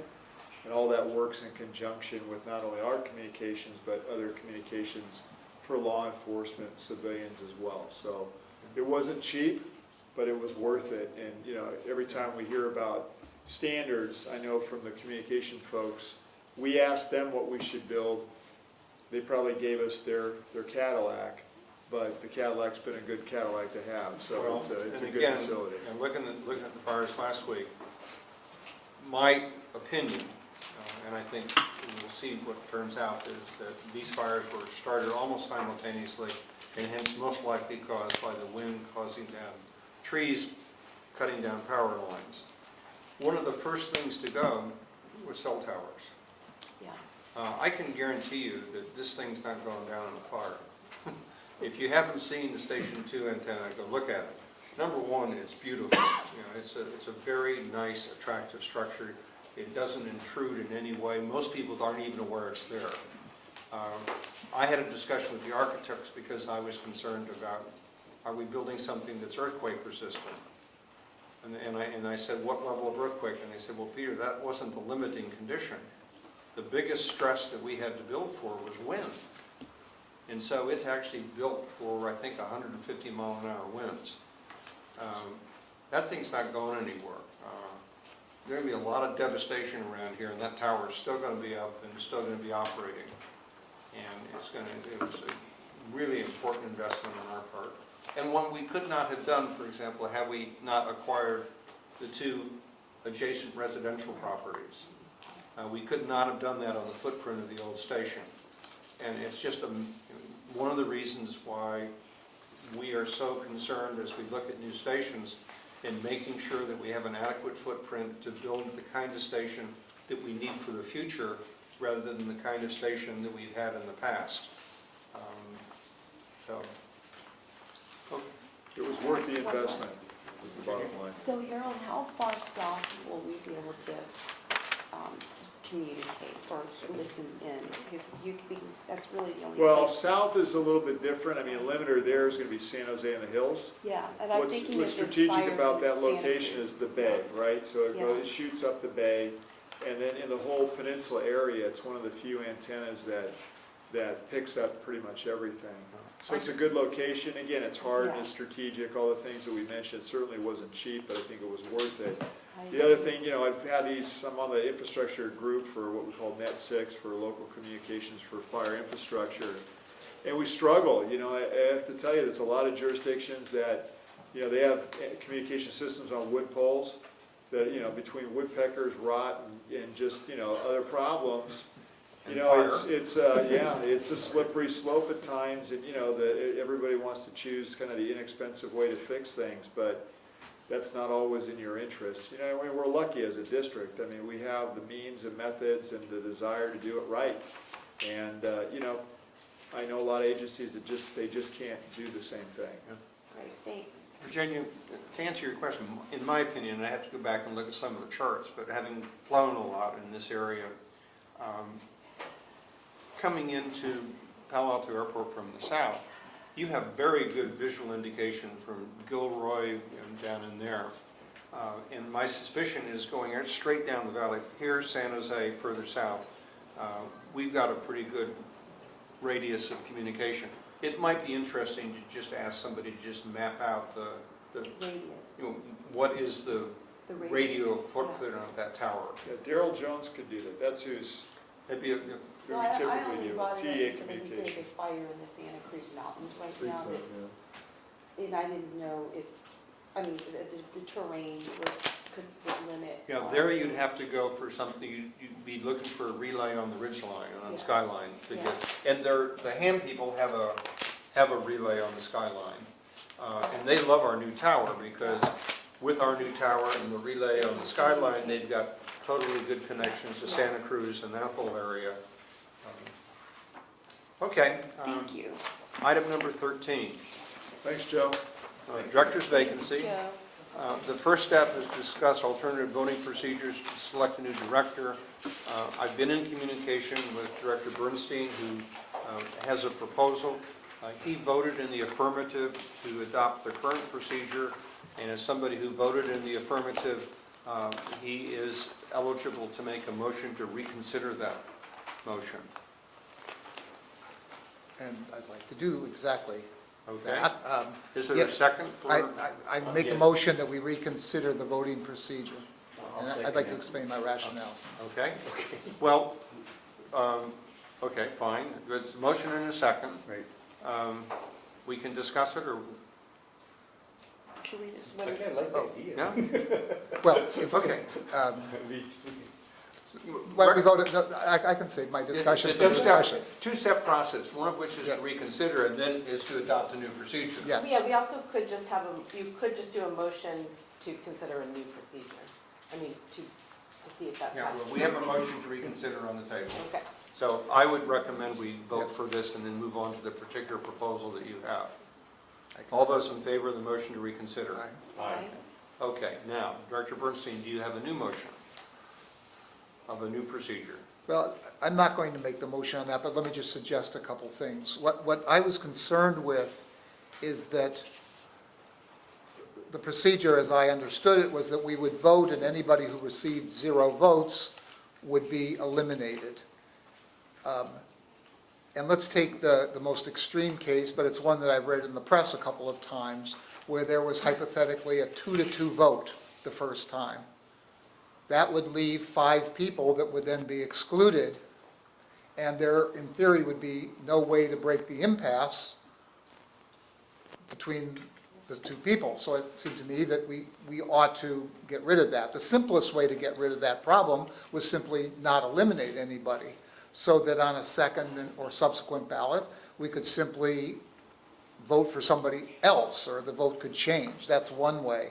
Another way would be to do some sort of, and this is pretty sophisticated, but do some sort of signaling by initially voting for more than one person, either 2 people or 3 people, with the idea that the first vote wouldn't count, wouldn't elect anybody, but at least you could see the candidates that were either someone's first choice or second choice or third choice. So nobody's first, second, third, or just first and second choices would be eliminated. It would leave more candidates to be considered, and they were people who would be somebody's first and second choice. There's some other things, I wrote a memo about, it gets more and more complex. Sometimes I think the simplest thing is the thing that's the simplest, and maybe that's simply to not eliminate anybody. So that's, before making a motion, I'd like to just hear from anybody else that has an opinion on this. I put the information out in advance so board members could consider it. Nobody replied to me, so there was no violation of any Brown Act or anything, but I just wanted to lay out what my concerns were. Let me just clarify that point. I did respond to him in terms of the agenda item, and that is an exception in the Brown Act, that in organizing the agenda, we can in fact collaborate on what issues to be discussed.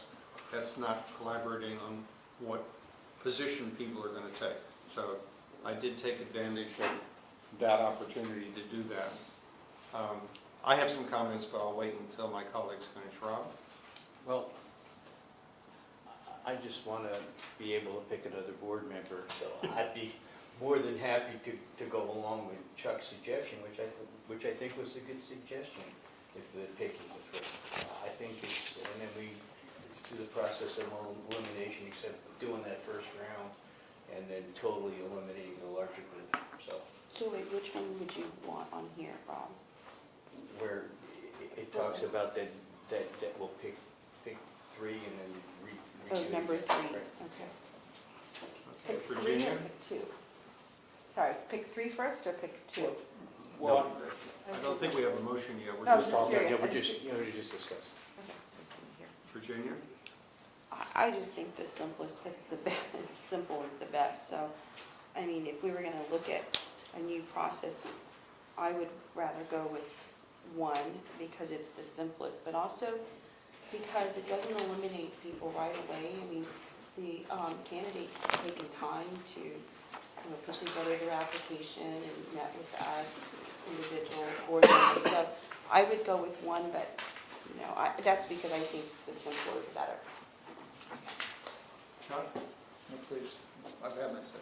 Yeah, first I want to just thank Director Bernstein for raising this issue, because one of the problems that always exists for the chair when you're doing something like this is the process of, and I think in the procedure that we had before, which we've now said we're going to modify, the reason that procedure was so important was, absent that procedure, the mechanism that, the default mechanism that exists is that somebody nominates somebody and you vote on that person. And that puts a disproportionate amount of power in the chair to decide who to recognize as the nominator. And I wanted to get away from that, and I think we've gotten away from that, and we've now gotten to more of an unbiased process. The challenge is that every vote that we take is a public vote, and has to be publicly recorded. We can't give ballots to Michelle and have her say, well, I got 3 votes for this person and 2 votes for this person, etc. It has to be Director Carpenter voted for this, Director Solano, etc., etc. So given that, my preference, looking at the excellent memo that Director Bernstein created, was number 3, vote for 3 on the first round, and it's not rank ordered, it's just XXX. And then we look through it, and then if somebody didn't get any of the 3 votes on the first round, that they would then drop off the second ballot, and we go through that process until we got to the point where there seemed to be consensus, and then we could in fact nominate a particular individual who we thought would get 3 or more votes. So my preference would be take advantage of the thought that Director Bernstein's put into this, and when we're ready to make a motion, I would certainly welcome a motion to adopt number 3 as the way that we would proceed with this, recognizing that meant that on each round we would just X 3 names. We would all give those to Michelle. She would read out how each of us voted, no rank ordering, just the 3 top choices. And then we would then move on to the second round. So that's my preference. Prom? Well, that's what I said before. Yeah. Virginia? Chuck? Yeah, I would like to just take a time out for a second to express one other concern I have. We have the legal obligation to appoint somebody who meets a certain criteria in terms of having a clear criminal record. The state law says that this person can't have committed a crime against a public agency, a financial crime or something of that sort. Usually in the election process, there's many months of time where the press or other people can speak up about a person's background or something they know. Sometimes they give confidential information to a reporter and something's reported. And occasionally it happens that people drop out of an election because of something in their background. We've had no ability to, in this very short period of time, to assess anybody's background. And it's something where, while I have absolutely no reason to believe that there's any problem in any background, I would be embarrassed to have appointed someone who it turned out was, had been convicted of spousal abuse or something of that sort. So I would like to make a motion, and I move that the board appointment to fill the current vacancy on the board of directors be conditioned on the receipt of a criminal records clearance. In the event that the candidate does not receive a clearance within 7 days of the conditioned appointment, a special meeting of the board of directors would be convened for the purpose of making another appointment with the same procedure being applicable. It's my experience working in education, we routinely are fingerprinted. It takes 24 to 48 hours to receive a clearance. You've made a motion. Okay, Is there a second? I'll second. Can I say something? We've already had this conversation. Well, yes, but I spoke with Brenna. So this is nothing to do, I've said that, that's not a common practice, but it's something you could do. What I'm concerned about is the timing here. I spoke with Brenna, who's very familiar with the fingerprinting process, and this is what she's relayed to me. She said that there's been multiple occurrences of fingerprint results being delayed beyond 2 months for various innocent reasons. Oftentimes, people with common names or those who have lived in multiple counties may experience a delay in results being provided. Additionally, an adverse action taken due to fingerprint results is subject to a dispute process, and failure to comply with regulations required by the DOJ could be subject to a range of laws. So that's coming from HR, so I just am expressing a concern for not being able to get them back in 2 weeks. Okay, we'll go in rotation. Rob? I believe we had this conversation about a month ago, where I wanted some type of criminal background checks done. And because when you file as a candidate, you actually have to put down there that You're swearing. that the information is true and correct. And the application didn't have that. When I raised that question, you said that we didn't have any right to do that. No, I said you wouldn't have any, you could do it, but if you just had somebody sign and say, I promise X, and then they were wrong, you don't have any legal recourse. You're not having them sign under penalty of perjury, or they're not testifying before a court. You're just asking someone in good faith to do something. That's different than a fingerprint test that comes back with criminal background. I That's thought it what was- I'm saying. I thought I was His pre- condition, his condition. No, Rob's talking about a prior conversation that we had, and Right. he said, why didn't we do that? And I it was said, in plenty of you time. could, We would have been able to do but you so. don't have legal recourse. It's different than when you're testifying before court or something like that. It's not like you can go after someone and file charges against them Well, for, why would we want to do that? All we want to do is find out. well, you could. We don't want to file like, oh, they perjured themselves or anything. We just, if they're disqualified, they're disqualified, period. So, you could still ask the candidates tonight that you could have a second motion on the table that says before you swear anyone in, you ask them to sign something like that. Certainly. The board can do whatever it wishes. So what do you want to do? So Virginia? I think it's a legitimate question. I think you brought that up at the last meeting, too. Yeah, we've been talking about this, and because there was nothing on that application form that, said anything, that anything was true and correct. And when we ran for election, We had to we signed, swear. we signed no. Because it was an election. It's a different Right, process. But in some ways, there this is- is no different than an election. Right, but they're going to be assuming a public office, and they're going to take an oath. The difference is, just to say, the difference is when you submit yourself for election, you're submitting yourself through all the election rules. No, I So get if you that. sign, so that's But the we're basically the voters' voters. Yeah, so right? you can, So why I'm just shouldn't raising we- a timing issue. Yeah, no, I get it. Yeah. So why shouldn't we, as Rob said, do something that could reassure the community in some ways, right? Because you're right, we have to sign this. Too bad Joe's not here, we could do a clutch check and just get it over with here, It would take like 5 minutes here, right? But, Can you read your motion yeah, again? go ahead. Can you read your Chuck? motion again? What do you Let think, me, Barbara? let me just discuss this. Let me say, we routinely do this to fill positions. And I'm not disputing what might happen in the exceptional case, but I know from personal experience that in virtually every single case, when we submit the fingerprints, we get the results within 24 to 48 hours. And we could still do something if there were a delay or whatever. It would allow us to ask the person why. There's almost always a reason. When there is a delay of some sort, there's a reason for it, and additional information comes out. So there's enough time where we could call a special meeting with, 3-day notice if we No, needed it? 24 hours. 24 hours? It has to be a majority of the vote Right. of the board, or I can do it unilaterally. So, are you finished? Yes, I just wanted to I say would that, just like to express my lack of support for this concept, because I'm the only, I think I'm the only person here who's been, not only, I've been elected 3 times, but I've been appointed twice. So I've gone through the appointment process, and the board's never before even contemplated this type of thing. From my perspective, I think this is a good faith effort by a group of citizens who put themselves forward to be considered for this position. You can never be 100% sure of anything. You know, life doesn't have guarantees.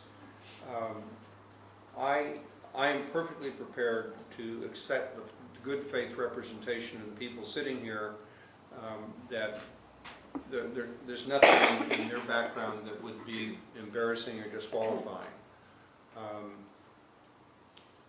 I'm sure I can think of 5 or 6 more reasons of things that wouldn't be nice to know. You know, how much you weighed and what your grades were in school and stuff like that. But we're at this point. Our window of opportunity for making this decision is relatively short.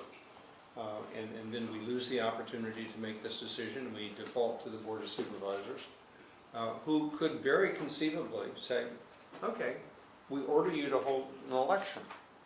If they order us to hold an election, we're talking about $600,000. And for somebody who would be elected in April, who would serve to the end of the year. And you know, that just to me is just not a cost-effective way of dealing with things.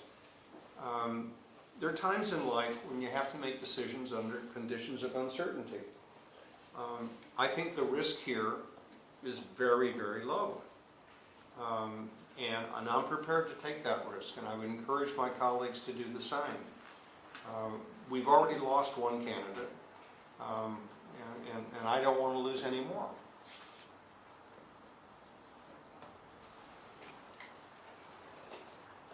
Rob? Well, I mean, this is probably one of the few most important decisions that I need to make here. And I want information. I mean, thank all you people for coming forward and wanting to serve and to do this. I mean, but how many firefighters do we have, Chief? 93. 93 firefighters, and all 93 firefighters were vented. They went through fingerprint checks, they went through background checks, and that was part of the selection process. And conversations that I had with our legal counsel before was that there was nothing on that form, and it's not that we're going to go after these people for perjury or falsification of an official document or anything like that, just that there's something on the form that says it's true and correct. I mean, and it makes the process legitimate. And these were the concerns that I had previously, and you know, Chuck brought them up again. And I couldn't answer your email, Chuck, because of the Brown Act issue, but now we can discuss it. And it's too of an important issue, and the voters are putting their trust in me in order to make a decision. And I was very surprised at an election a few years ago that an individual's background, he didn't have the educational background that he said he had. And, you know, and he ran for a public office. Mr. Joseph, I'm talking about.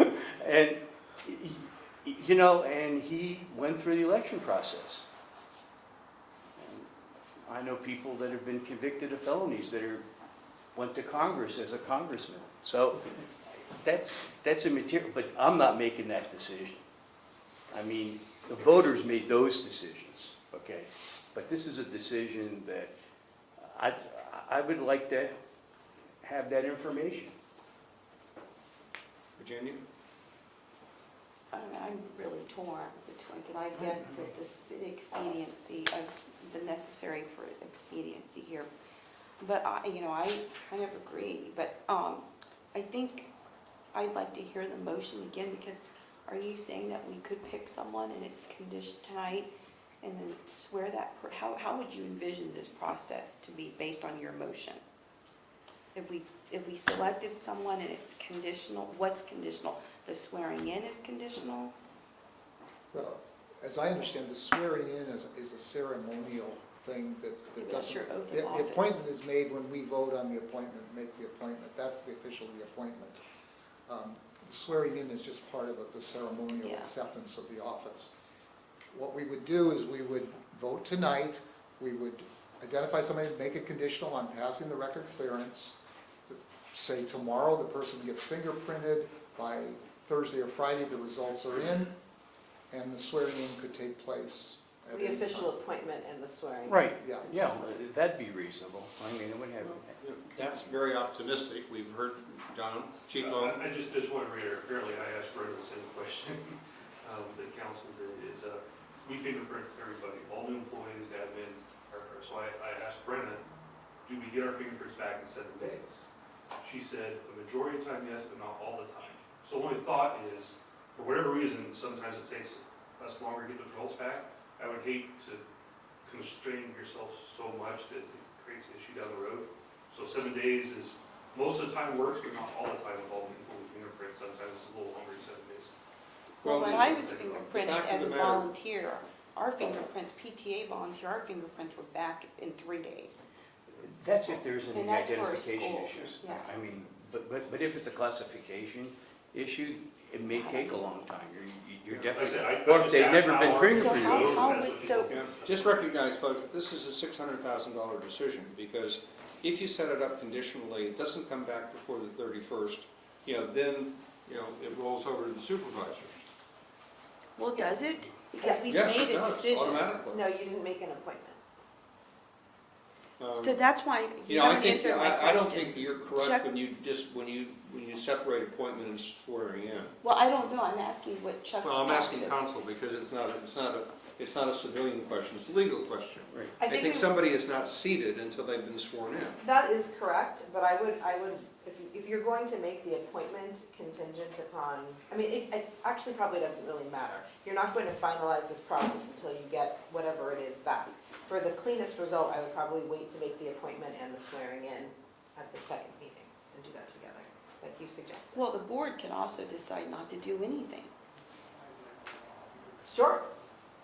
So, yeah, they can decide not to pick one of the I think things. the swearing in could take place at the next meeting, we'd still be compliant. I think the appointment is made once we name the person, we send in the results to the county. Chuck, but that's your opinion, but we have counsel here But this is whose something. job it is to provide legal advice. Yes, it is, and I've never I wish Joe encountered was still here. exactly that, so I'm not exactly sure if county council would be okay with waiting for the swearing in until after. I think it probably would be okay to do the appointment and then wait, and if the swearing in was in November, that would probably be acceptable to the county, but if the results come back wrong, or, I read the law thoroughly, and it makes no mention whatsoever of the swearing in. It only mentions the appointment.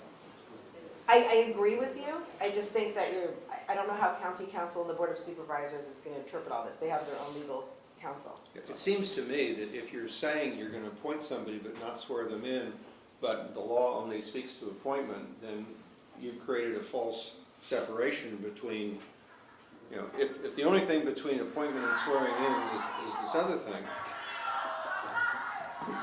There you go.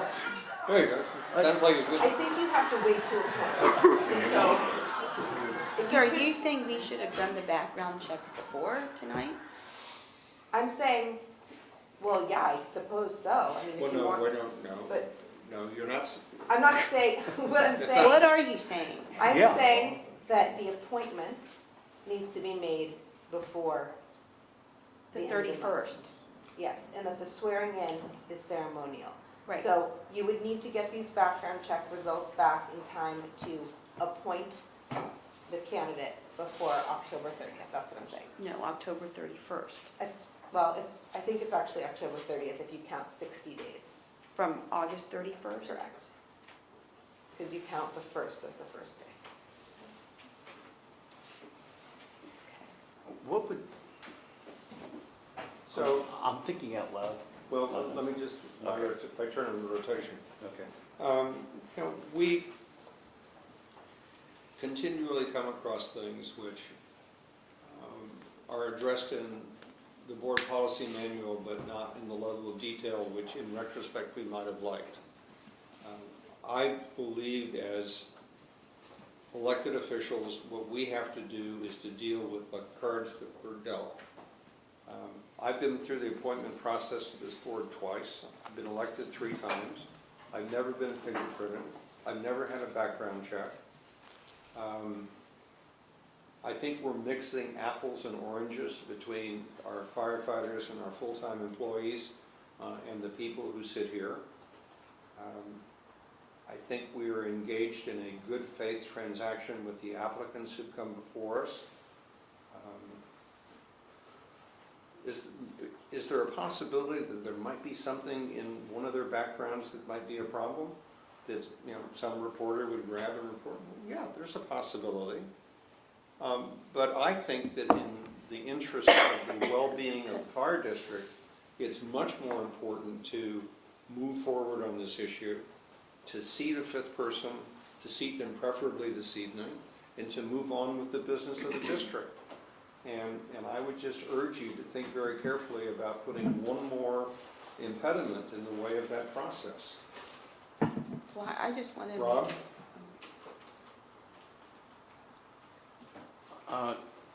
Well, first, I think my original request, when Rex resigned, okay, I thought I made it clear of actually what I wanted relative, and it doesn't even have to be a complete background check or fingerprint. I think a name and date of birth relative, I mean, you know, they all have driver's licenses here. I mean, you know, they're residents of the community. It's not like we have to thoroughly identify them like a life scan check, you know, like what you're talking about, which is a state requirement. And, you know, with that election situation that happened, I mean, but that went to the voters, you know, and the voters made their decision. So I don't think we need to do fingerprints, but, you know, if there's a police officer that stops a vehicle out there and takes an individual's driver's license and runs a indices check on them with their name and date of birth, they're going to get a lot of information, and they're going to get information relative if they're wanted. They're going to get a lot of information just on a peripheral, what they call NCIC or CLETS check. I mean, you know, we don't need to do credit or anything else like that, you know. So what are the different, I don't know, what are the different check laws? CLETS, that's why I wish Joe was still here, or the commander. Because the state of California has a record system that all law enforcement agencies have access to, and they run their names and dates of birth. Driver's license, they take your driver's license or forms of identification, and they just run a general check. Then there's NCIC, which is a national check. So if they're wanted by another state or even internationally, that'll come up. Fingerprints, of course, as the chief said, they're positive straight on. I mean, you submit fingerprints. If there's a question, because we don't know, if it goes to the state DOJ and then it goes back, or there's some type of an issue, if the fingerprints aren't really done well, then they have to send them back and forth. So it could be months, absolutely. With fingerprints, yeah. If there's a question with identity, it goes to the FBI, which is in West Virginia, and then they've got to go through a whole check. So, you know, a quick indices check, I think would be fine. Driver's license, state of California, what they call CLETS, I think would be sufficient, and an NCIC check would be sufficient. How long do those usually take? Probably 5 minutes. I mean, go through a radio. I mean, a police officer can make a traffic stop and get a CLETS and an NCIC check in a matter of minutes, or a matter of seconds. If they have a computer terminal, they can just type in the name and date of birth. I mean, Now, fingerprints are another thing. You know, and I tell you, with that peripheral check, I'd be more than satisfied. So I think I was led down the path a little bit here in the beginning, months ago, when we could have had these checks done. So the only comment I have to make is, I don't think that, whether or not we select a fifth person tonight is going to impede our ability to do business as a fire board. I think that's a separate issue from who we select tonight. Who we select, or Anyone, I mean, just select. well, you said not select, so that's not a who, that's a. Well, another yeah, select. I'm sorry, who, if we select tonight, if we select.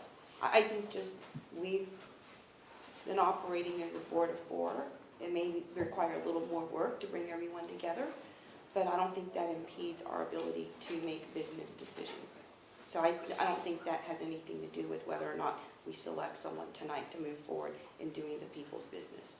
Well, let me just comment on that, because I've had some discussions with council on that. Board officers are elected for a one-year term. At the end of the year, we have no officers. With a four-person board, it's entirely possible that we would not be able to agree on officers for the next year.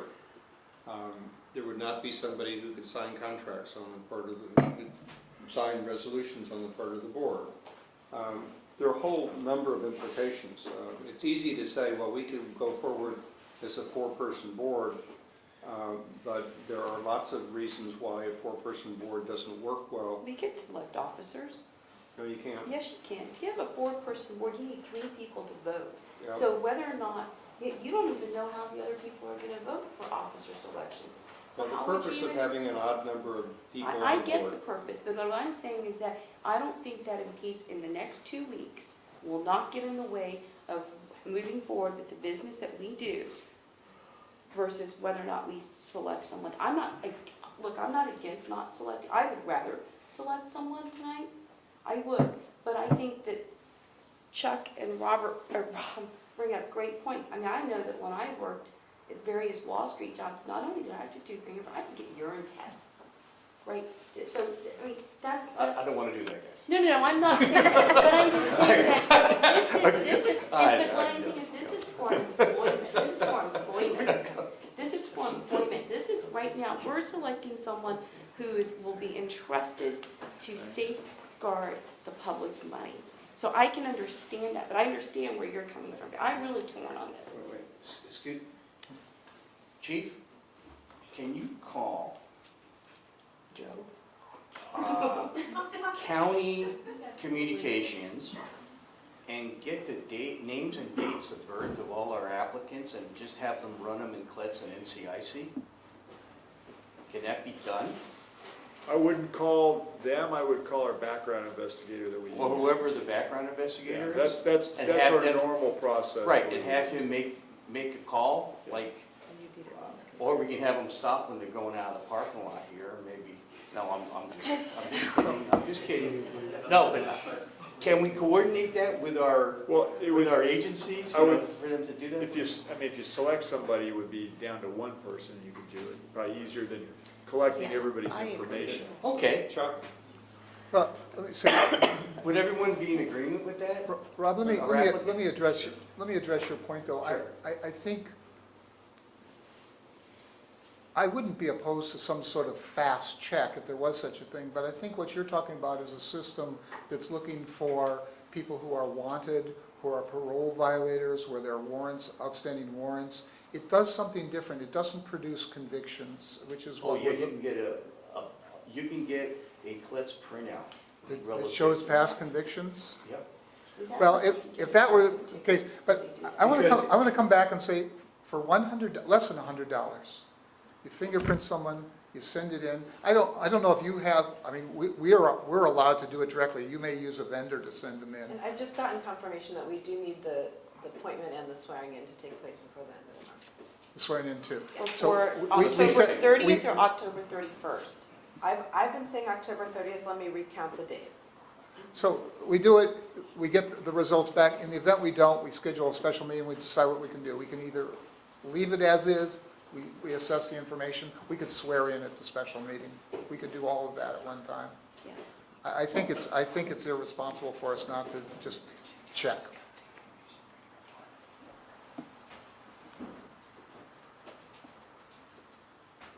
Well, there's a motion on the table to do something much more extensive, so what do you want to do with that motion? Should I reread the motion? Is that what you said? Yeah? Yeah, there's a Oh, motion on the table. okay. You want to read the motion? I move that the board appointment to fill the current vacancy on the Board of Directors be conditioned on the receipt of a criminal records clearance.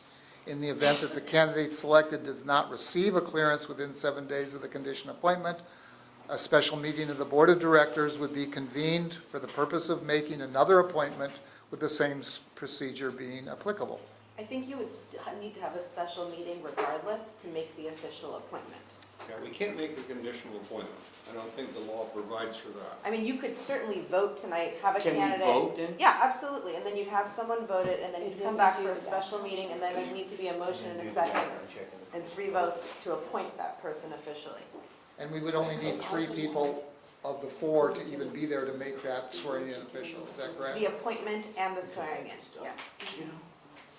The vote is basically how you're getting to the person to which now you're going to make an official vote on. That's what I Does that make sense?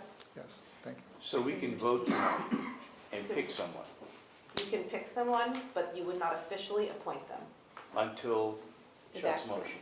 Yes. And we'd have to then call a special meeting to do that. Yes.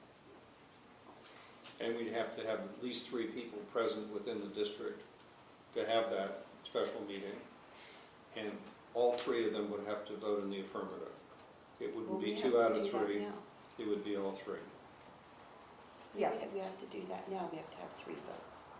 So- Right, so in what your vote's basically doing now, you're using the voting in the ballots for informational purposes to see who's being considered for appointment at the next meeting. Does that make sense? No, it does make, well, I thought we it, were picking a person Well, and doing yeah, a yeah. background check. right, Yeah, Right, so Contingent. that becomes the person that's who's the the candidate. unofficial. okay. So we will So vote. we have a motion on the table, we have a second, we've discussed it. Do people want to vote on the motion? Yes. Okay, all those in favor of the motion? Aye. All those opposed? The motion passes.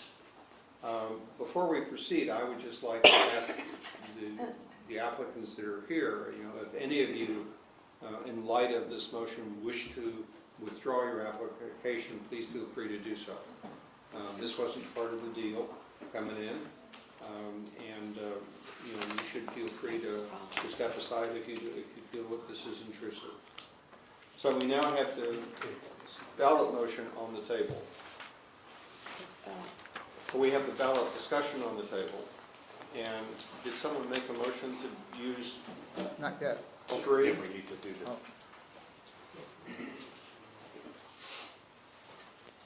I'm open to any of the procedures, so I'll defer to somebody who wants.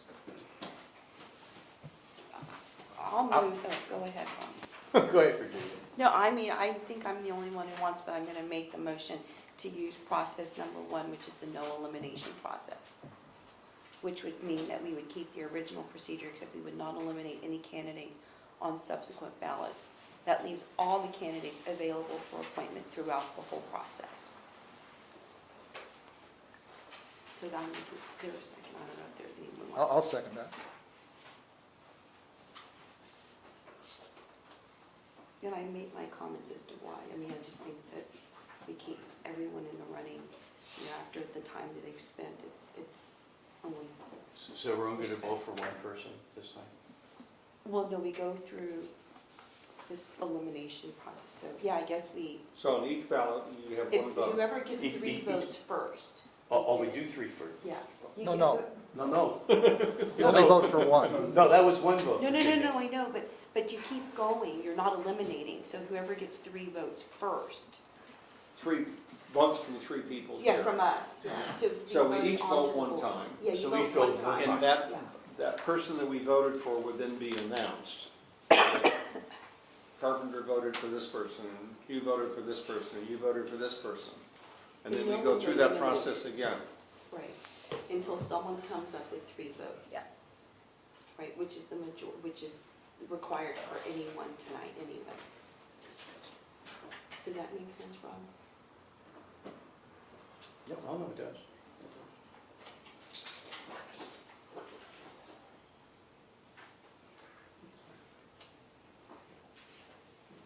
So any Any further other comments or discussion? discussions on this? Okay, how many people in favor of this motion? Aye.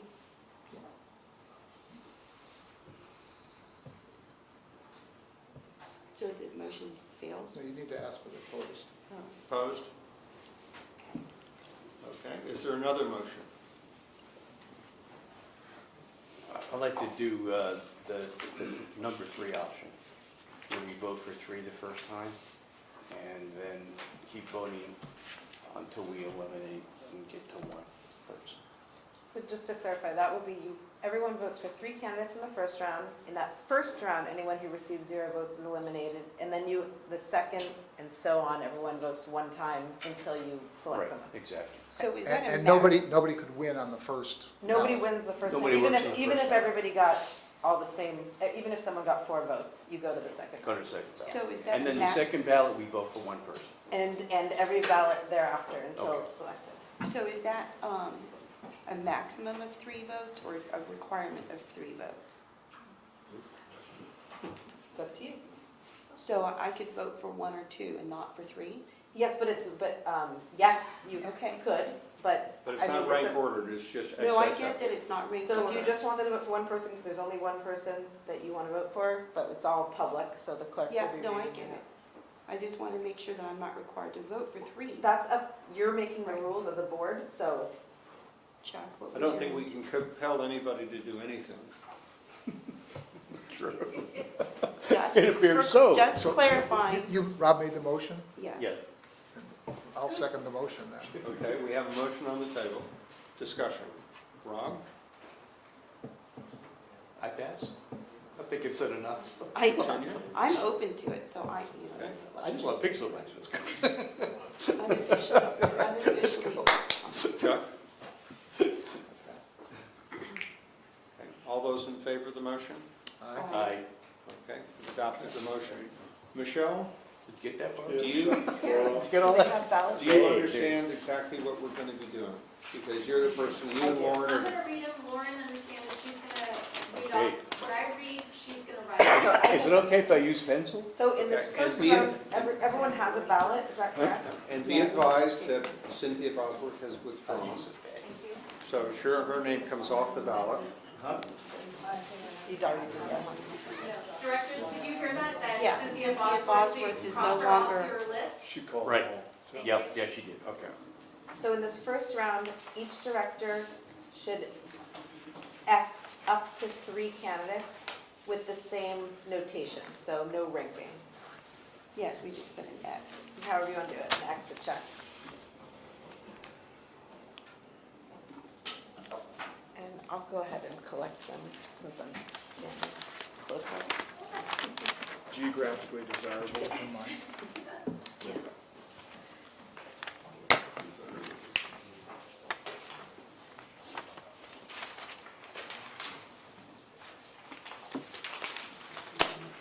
Do you have checks too?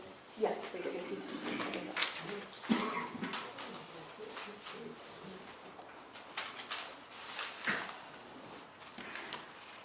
They're not secret, right? Wait until we, I will do that. Okay. Do you want to do it right here? You can lay it down here. You good? Are we ready? Yes. Director Bernstein just ran out. It's okay. That's okay, That's right. you can still read it. Okay, Director Carpenter, 1 vote for Sean Ballard, 1 vote for Scott Barnum, 1 vote for Jeff Palin. Director Kwali, 1 vote for Scott Barnum, 1 vote for Robert Jones. Director Bernstein, 1 vote for Sean Ballard, 1 vote for Scott Barnum, and 1 vote for Robert Jones. Director Solano, 1 vote for Sean Ballard, 1 vote for Robert Jones, and 1 vote for Stephen Knox-Simon. So I can summarize that if you want, please. Wow, We I'm have, impressed. we have one vote by Director Carpenter for Jeff Palin. We have 3 votes for Scott Barnum by Director Carpenter, Director Corrali, and Director Bernstein. We have 3 votes for Sean Ballard by Director Carpenter, Director Solano, and Director Bernstein. We have 1 vote for Stephen, I'm going to say the last name wrong, Noctime. We have 3 votes for Robert Jones, Director Solano, Corrali, and Bernstein. So there's only 1 candidate that will be eliminated in this round, and that is Michael Hoff. Okay. So we move on to the second round. Now, as I understand the procedure, you get 1 vote, That's correct. okay? Again, So this strike is off number Cynthia. 2, Sorry? vote 2. This is vote number 2, and each director has 1 vote. No, no, no, are we getting our forms back, or do we? There's another, you have another Well, set we of have forms, multiples. but I can give you back yours. No, We- just if you could use. We only got clean- 2 forms. We only have 2. Okay, Let's use this form, and then we'll go by the columns. Use the one that's in front of you now, since it will just move. more So we can do it quickly. again? Yeah, All right. But just but only one, mark it just column one. 1. no, You not understand? vote number Mark 2. column 1. Oh, it's okay, or 2. Barbara 2. would. I'm doing Barbara- vote. I've got it. That's fine, I'll make sure it's. I wrote you. Fantasy football.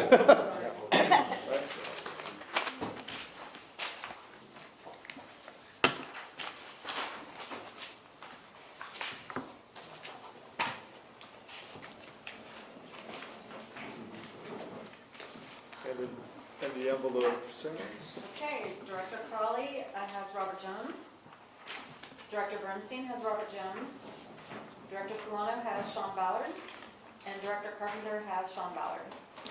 So, in summary, we have 2 votes for Sean Ballard by Director Carpenter and Director Solano, and we have 2 votes for Robert Jones by Director Corrali and Director Bernstein. So let's give them back. third round ballot. Now down to 2. Right? We're not eliminating anyone can't. from these rounds No. accordingly.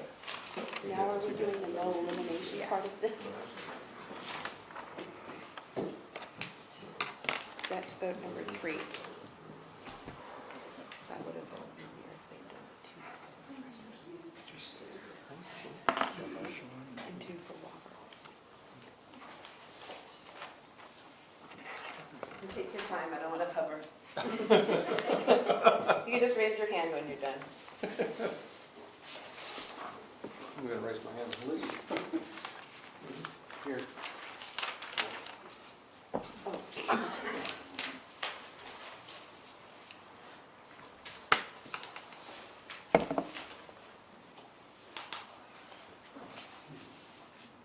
Okay, we have Director Solano voted for Sean Ballard. Director Carpenter voted for Sean Ballard.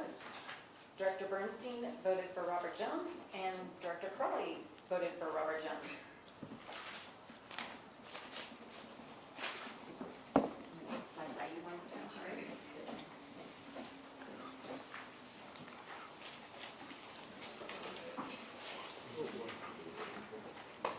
That's special election.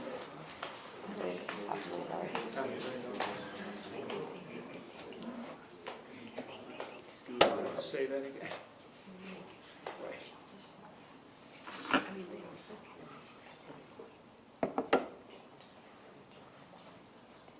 See me when I say that.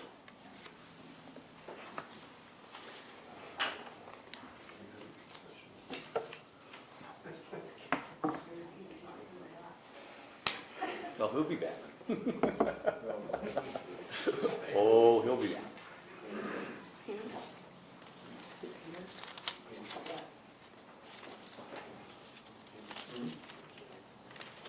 Is anybody done? I think Peter needs to vote. Okay. If we get to 8, do we keep voting? You can change the procedure at any time. You Anytime we can and do it with. The board as a whole has complete control of this process. You could throw this whole thing out and start over. You could change the process. You could, whatever you want. You can keep going 100 rounds.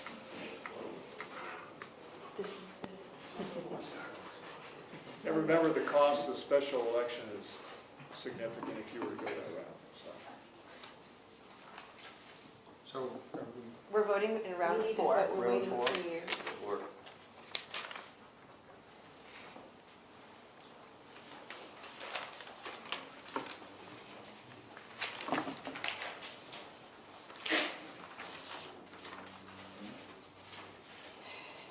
can we go back and vote for someone else again? You can also Okay. discuss. Director Bernstein's votes for Robert Jones, Director Crawley, Robert Jones, Director Solano, Sean Ballard, and Director Carpenter, Sean Ballard.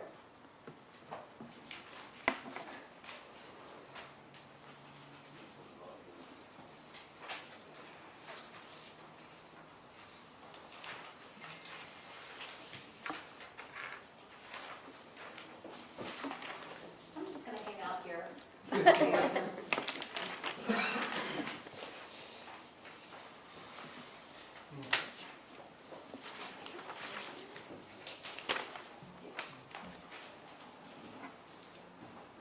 Okay, we have Director Carpenter, Robert Jones, Director Solano, Sean Ballard, Director Corrali, Robert Jones, and Director Bernstein, Robert Jones. Okay, that's 3 votes for Robert Jones. Do we need a motion now to do that, or does that make it official? Well, there's nothing official right now except that because you've decided to come back at the next meeting, so that's all you need to do to have unofficially selected Robert Jones until you come back at the special meeting and make the appointment. So do we want to set the time for a special meeting, or do we want to let other people control that? Let's set a time. Make sure that everybody could be there.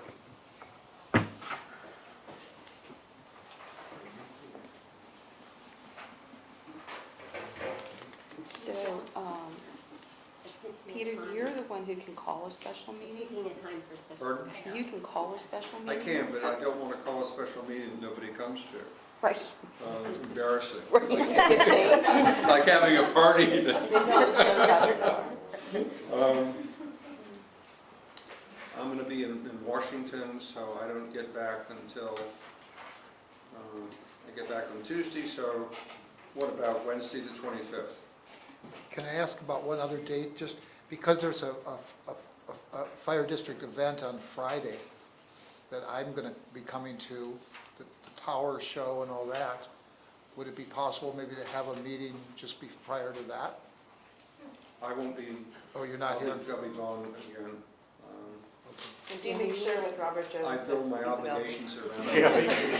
Okay. Yeah, Robert, when can you be here? He actually doesn't have to be here, so Well, if you want to He do has this to be swearing in. sworn in. What date did you say, Peter? I Wednesday can the do 25th. I can, Wednesday the October? 25th. October the 25th. That works That's fine for with me. What time would work for people? Because this is going to be a very short meeting. It's best for me at the end of the day, but I can do it any time that's convenient. I have 10 o'clock that day, and other than that, I'm free. I'm pretty free that time, at any time during the day. Ron? Anytime after 3 o'clock. When you say end of day, I don't want you, I know sometimes you end up in traffic. Well, I don't want to put the staff out either, but maybe 5 o'clock, something like that? 4 o'clock? 4 o'clock? Yeah. Robert? Yeah. 4 o'clock on the 25th? Right. Okay, I can do it by myself, but I would appreciate a motion to have a special meeting on the 25th at 4 p.m. I'll move for a special meeting on Wednesday, October 25th at 4 p.m. I'll second. At this, here or in 170, does it matter? We probably should have it here. Yeah, it's public. I don't know whether there's training scheduled for that day or something like that. It needs to be so- public. Yeah. Well, No, I it know, but can it be could be public, public at but 170. We have public meetings over there all the Yeah. time, just, I don't know what the training schedule is, and this room is used for other things. We're thinking about it right now. Midnight is occurring. Is that right? On Wednesday. On Wednesday at 6, but they got set up prior to 6 as the annual station fix. That's scheduled for this room at 6. So if we used it from 4 to 4:15, would that be a problem? Yeah, 10 minutes. I don't see the problem. Do you think that'd be a problem? Okay. No. Okay. So, motion is to hold a special meeting here on on, Wednesday, 25th, October 4 p.m. 25th, yeah. That's my motion. I'll second. okay? Any discussion, all in favor? Aye. Finished. Okay, I suggest that we take a brief break here, and I would like to just thank each of the people who've gone through this process for the time and effort that you put into it. I would also say to you that it's been a privilege to get to know you better, and my hope is that we'll be able to entice some of you to serve as resident representatives on committees and things like that.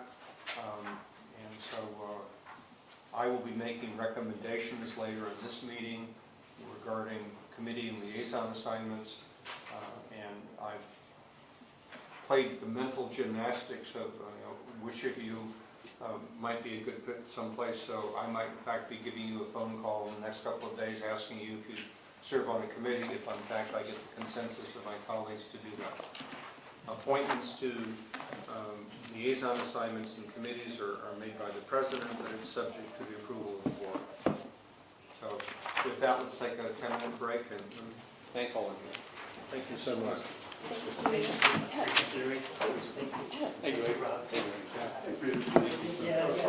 Nice run.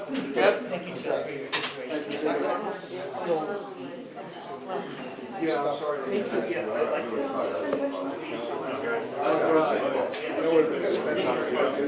Well, the Chief, you can stand right there.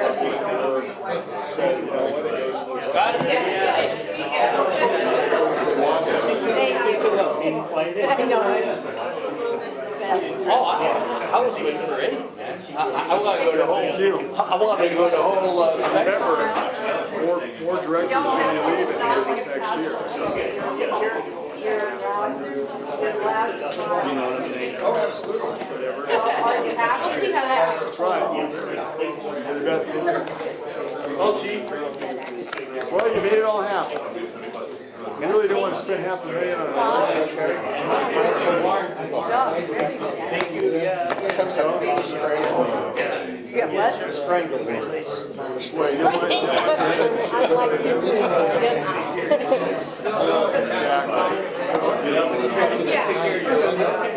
How was your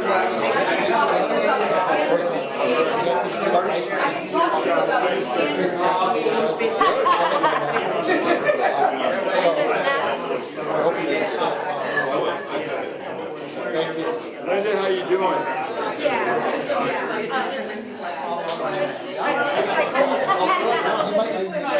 I can't remember when's the thing I'm talking about.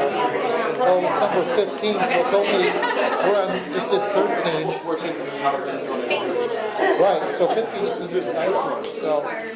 Oh, I think, good job. Good job. This kind? Good? Oh, is that a macaroon? Where did you go now? No, those organizations. Are you learning it? I know,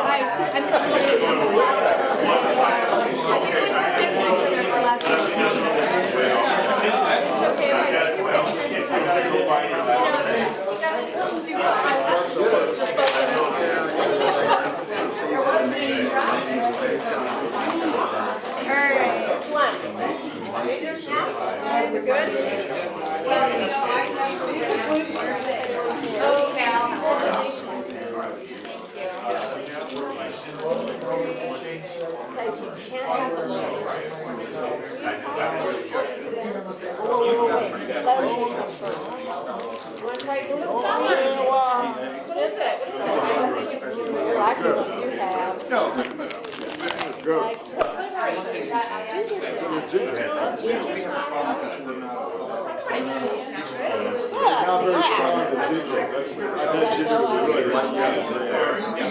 You could actually hear it clearly out. oh, that's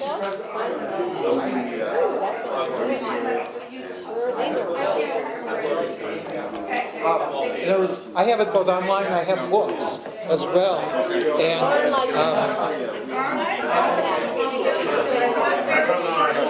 Was it Edward Bernstein? And his wife was Judith? Did she go to Stanford? Good. But Edward, and you think he was a doctor, well, he was a, but we don't know if he got his medical degree at Stanford.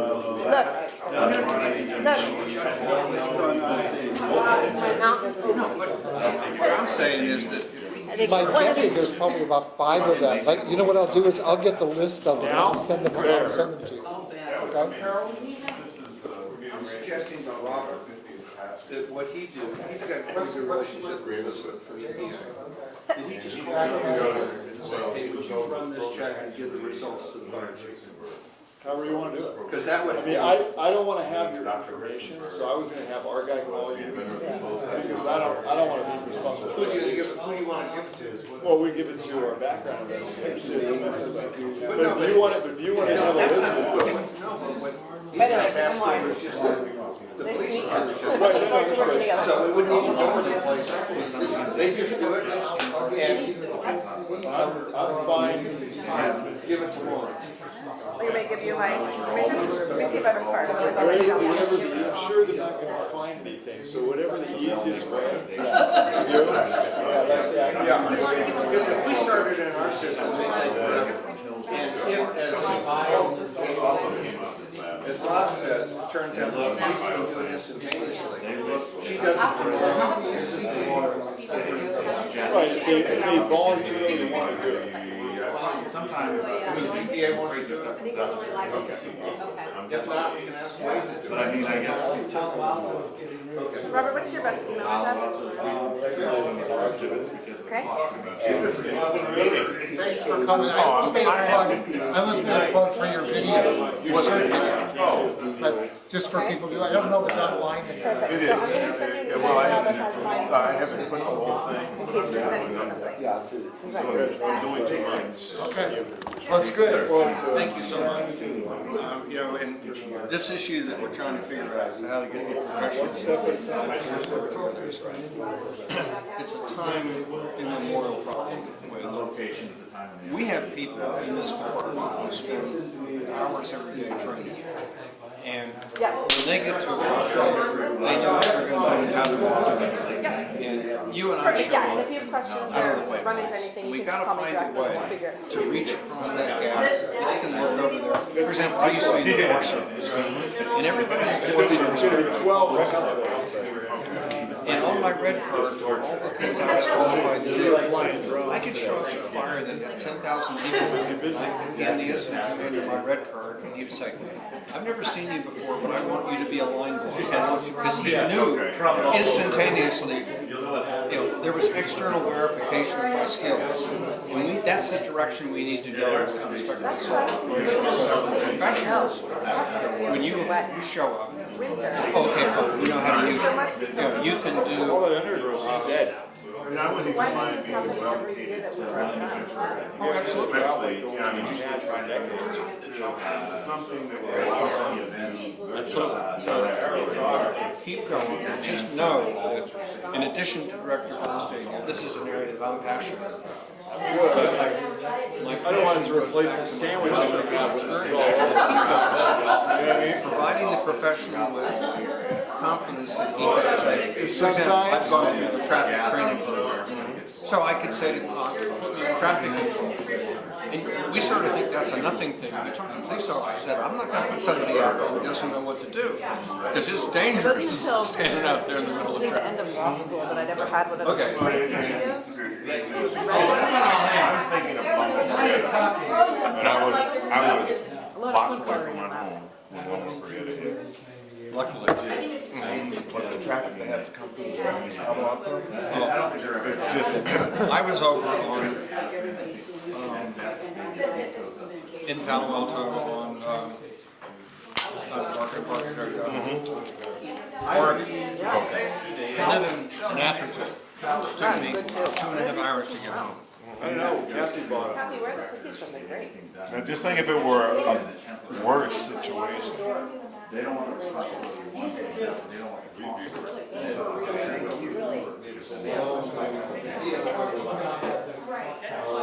He ended up being on the board because there were two openings. Which is very mild for the usually don't like to give up. Yeah, we had, my sister's boyfriend, so his boyfriend's family, still in mandatory vaccine, so they're lucky that they're still at the house. They've been living in my parents' house. It's surreal. What are they, Nevada or, Santa I'm sorry, Rosa. Santa Rosa? That got hit pretty bad. So it was weird, I went home over the weekend, and my sister's like childhood bedroom is filled with all her boyfriend's family photos. Yeah. And there was a time when I retired.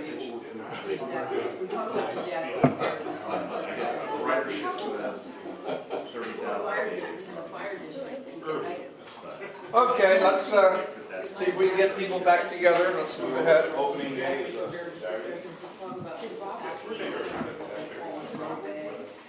where are you going?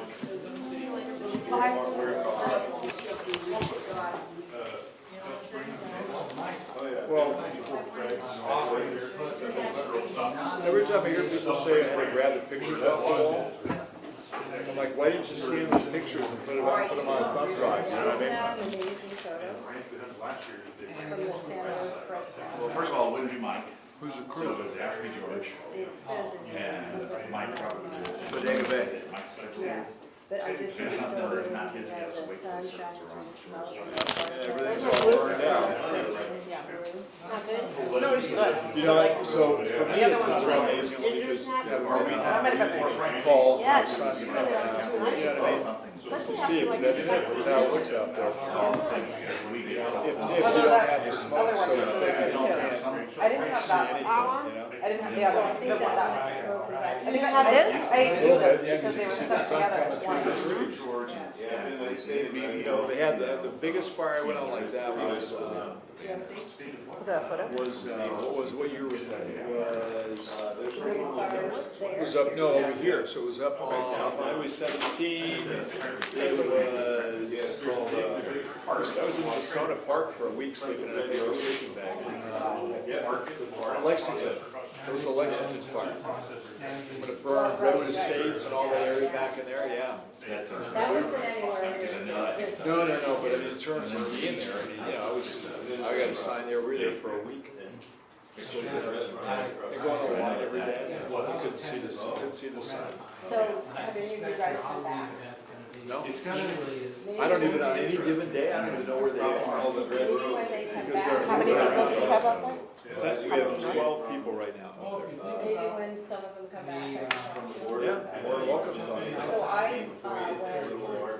spent Saturday, Sunday, and Monday. oh yeah, that's their Which one? The Finley Community Center. Which is the one, Santa Santa Rosa? Rosa. If you Yeah, can yeah. get the kids, Had, the little ones. I mean, Still packed? Maybe in. Well, one night, Halloween event, they had it's 120 people, I don't know about the next That's night. pretty good People number were of people. going, but more people would come, and during the day, there were a couple hundred people there. Try to expand. Yeah, it's busy. But they had, a lot of people. Can we, somebody round up my missing colleagues? Only People two, feel like they can okay, do there's, something. there's three. You have a quorum. The heads up. We're working here on something on that. Yeah. Where's Chuck? Chuck went to the restaurant. That's allowed. Peter's just a slave driver. Oh, yeah. You're a slave driver.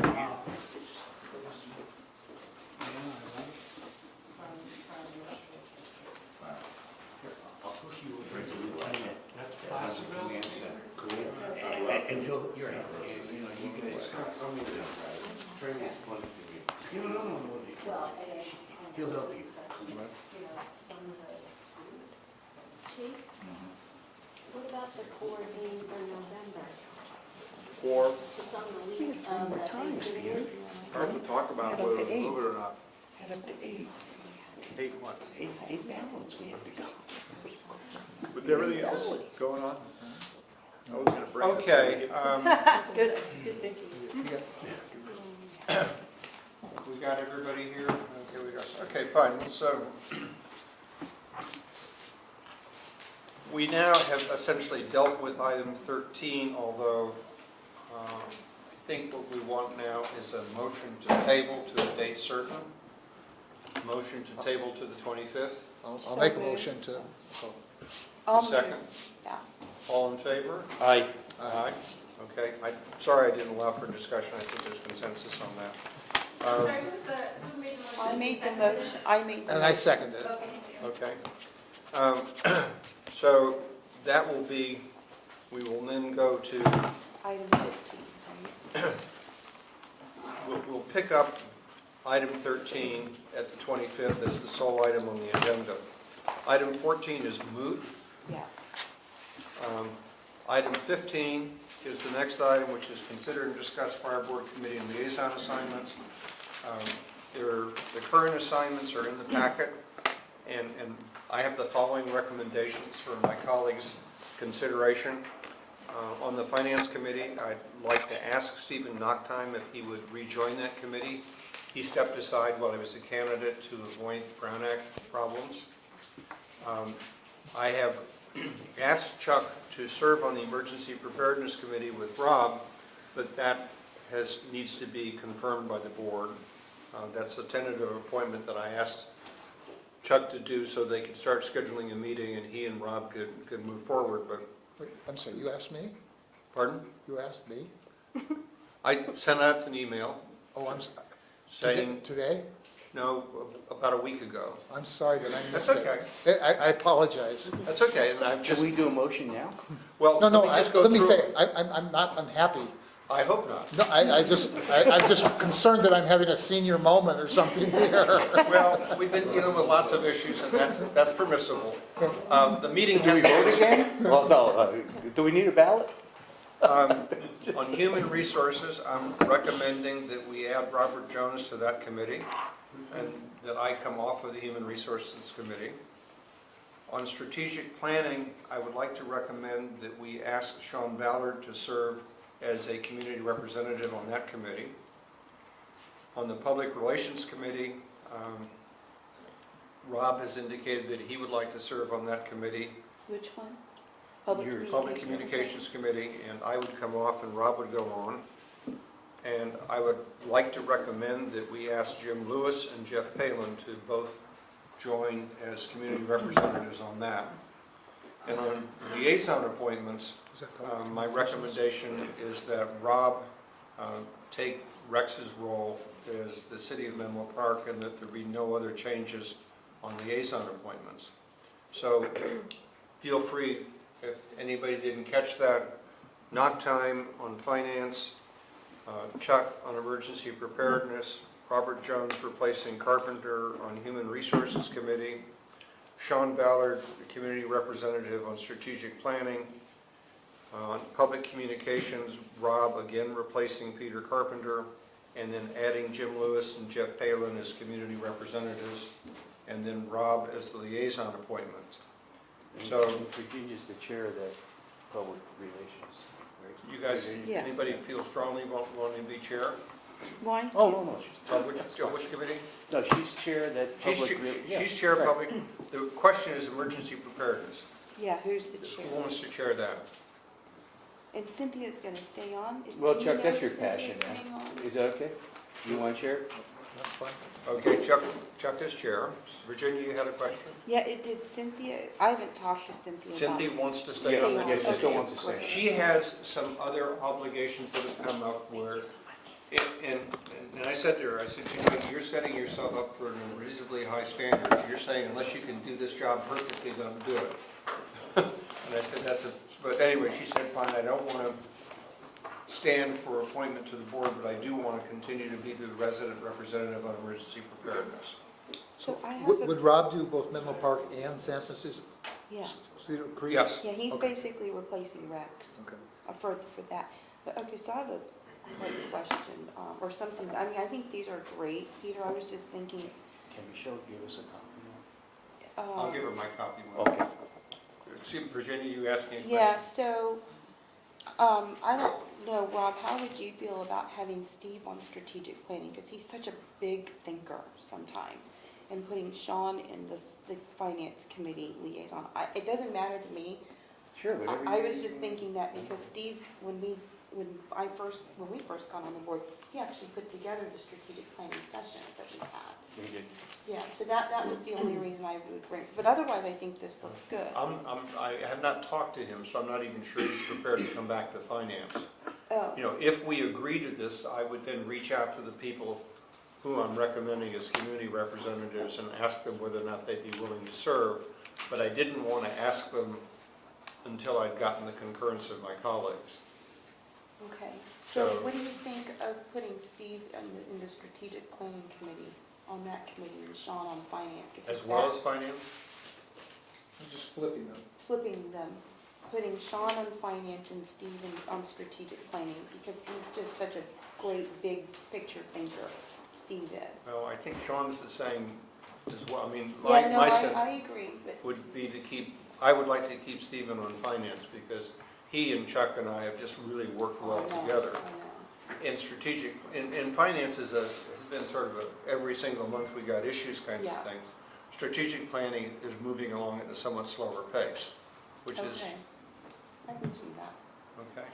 So Chuck, directors, did you have some questions? I have one concern. Yes. So, nothing against Mr. Jones, but at the end of the day, HR is the chief's evaluation tool, right? So Yeah. for Robert to come on and then immediately be expected to do an evaluation is kind of not I necessarily agree fair, right? with that. Well, can we ask Peter to stay on the committee until that's completed?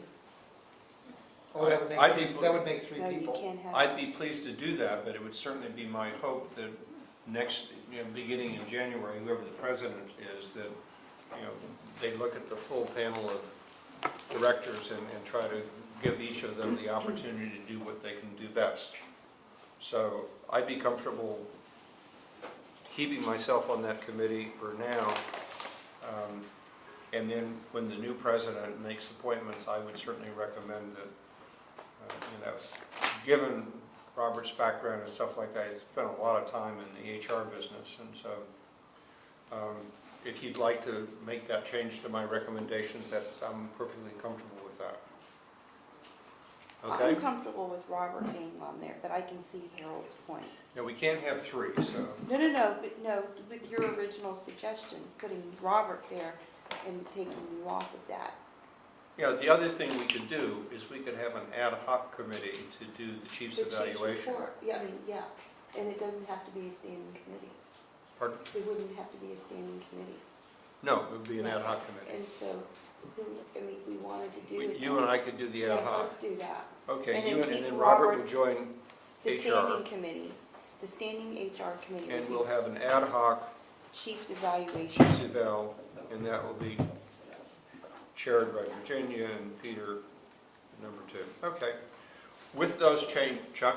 Well, I was just going to independently, not just suggest, but I'd just like to ask you, I'm prepared to approve what you've outlined, but I would like you to think about the switching of Stephen and Sean, discuss it with them, whatever you conclude is fine with me, but I'd like you to at least consider the idea of perhaps switching roles, just to consider it.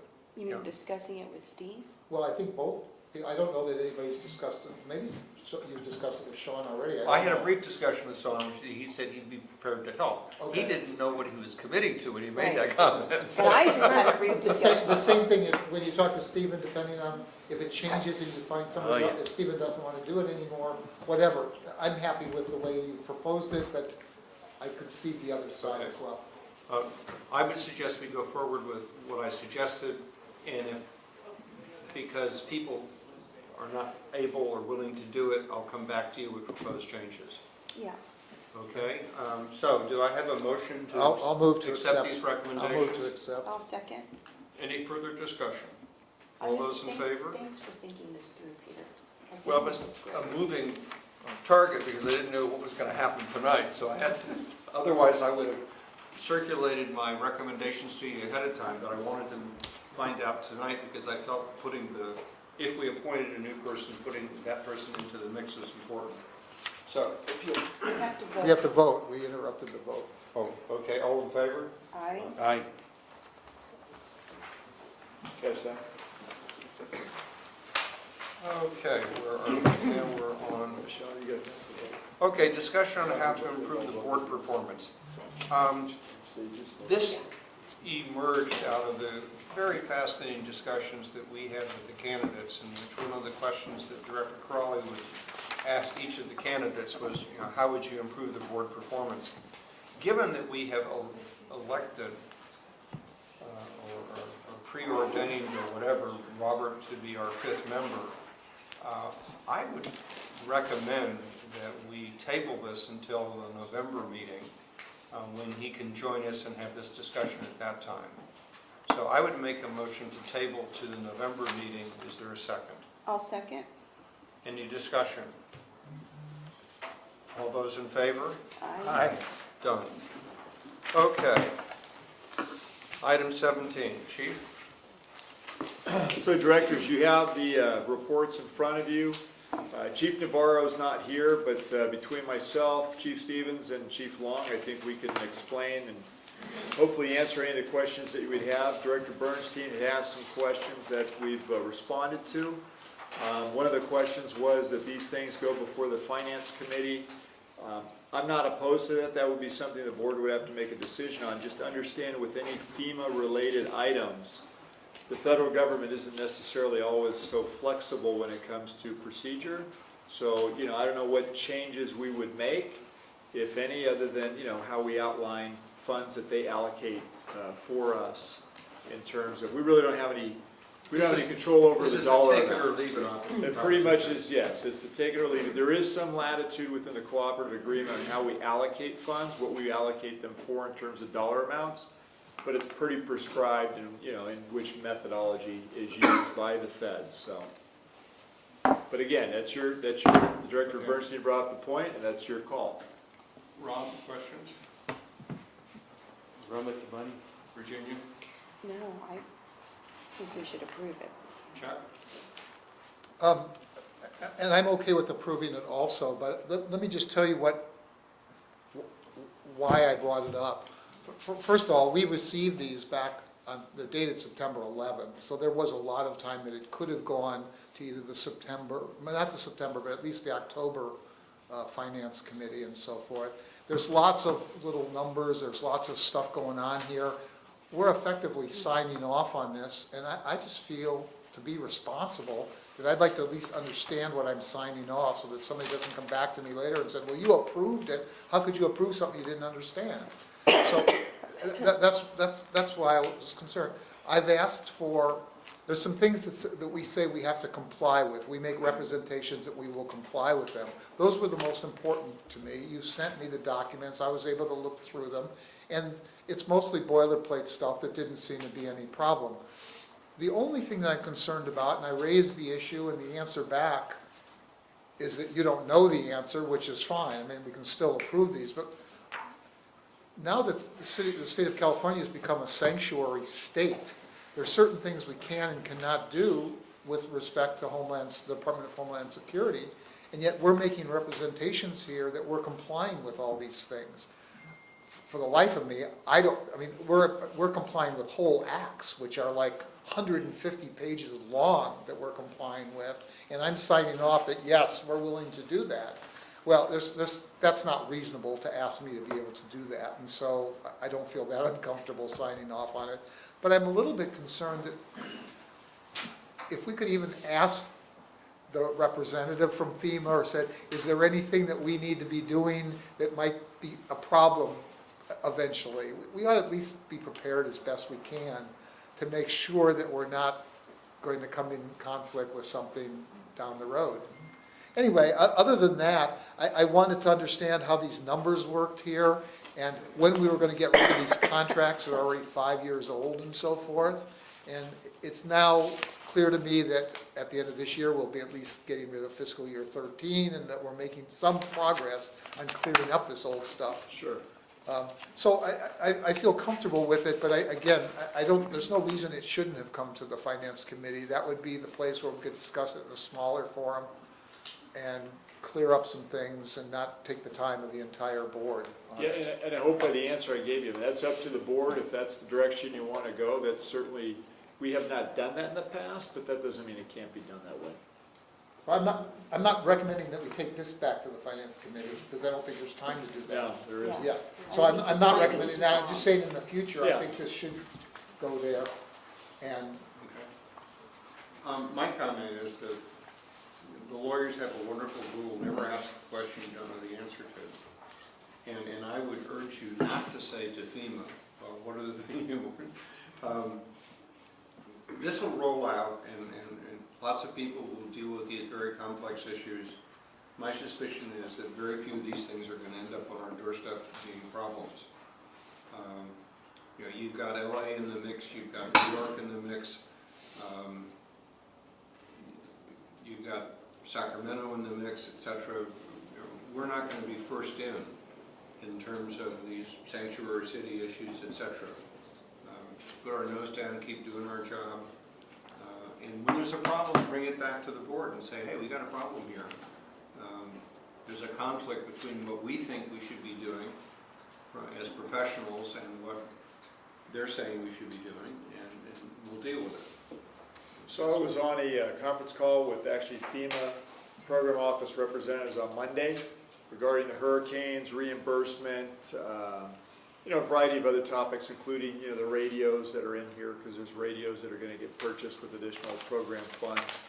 But, you know, I can tell you this, I mean, this was not covered, the sanctuary state issue wasn't covered. I mean, the thing that was covered was, it was a question for me, you know, there was a concern prior to the hurricanes that we were going to get gutted to some extent because, you know, the money was going to go to the border wall was the rumor.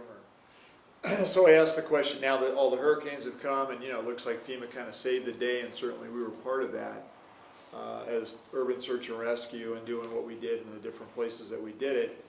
Does it look as if, you know, we're going to be okay now? And the answer is always, when you're working with DC, nobody really knows, but we all think it's going to be better than, you know, because it's the most recent event is, what did you do for me lately up in DC? And so this is it. So we'll see. You know, I don't know what the sanctuary status will do.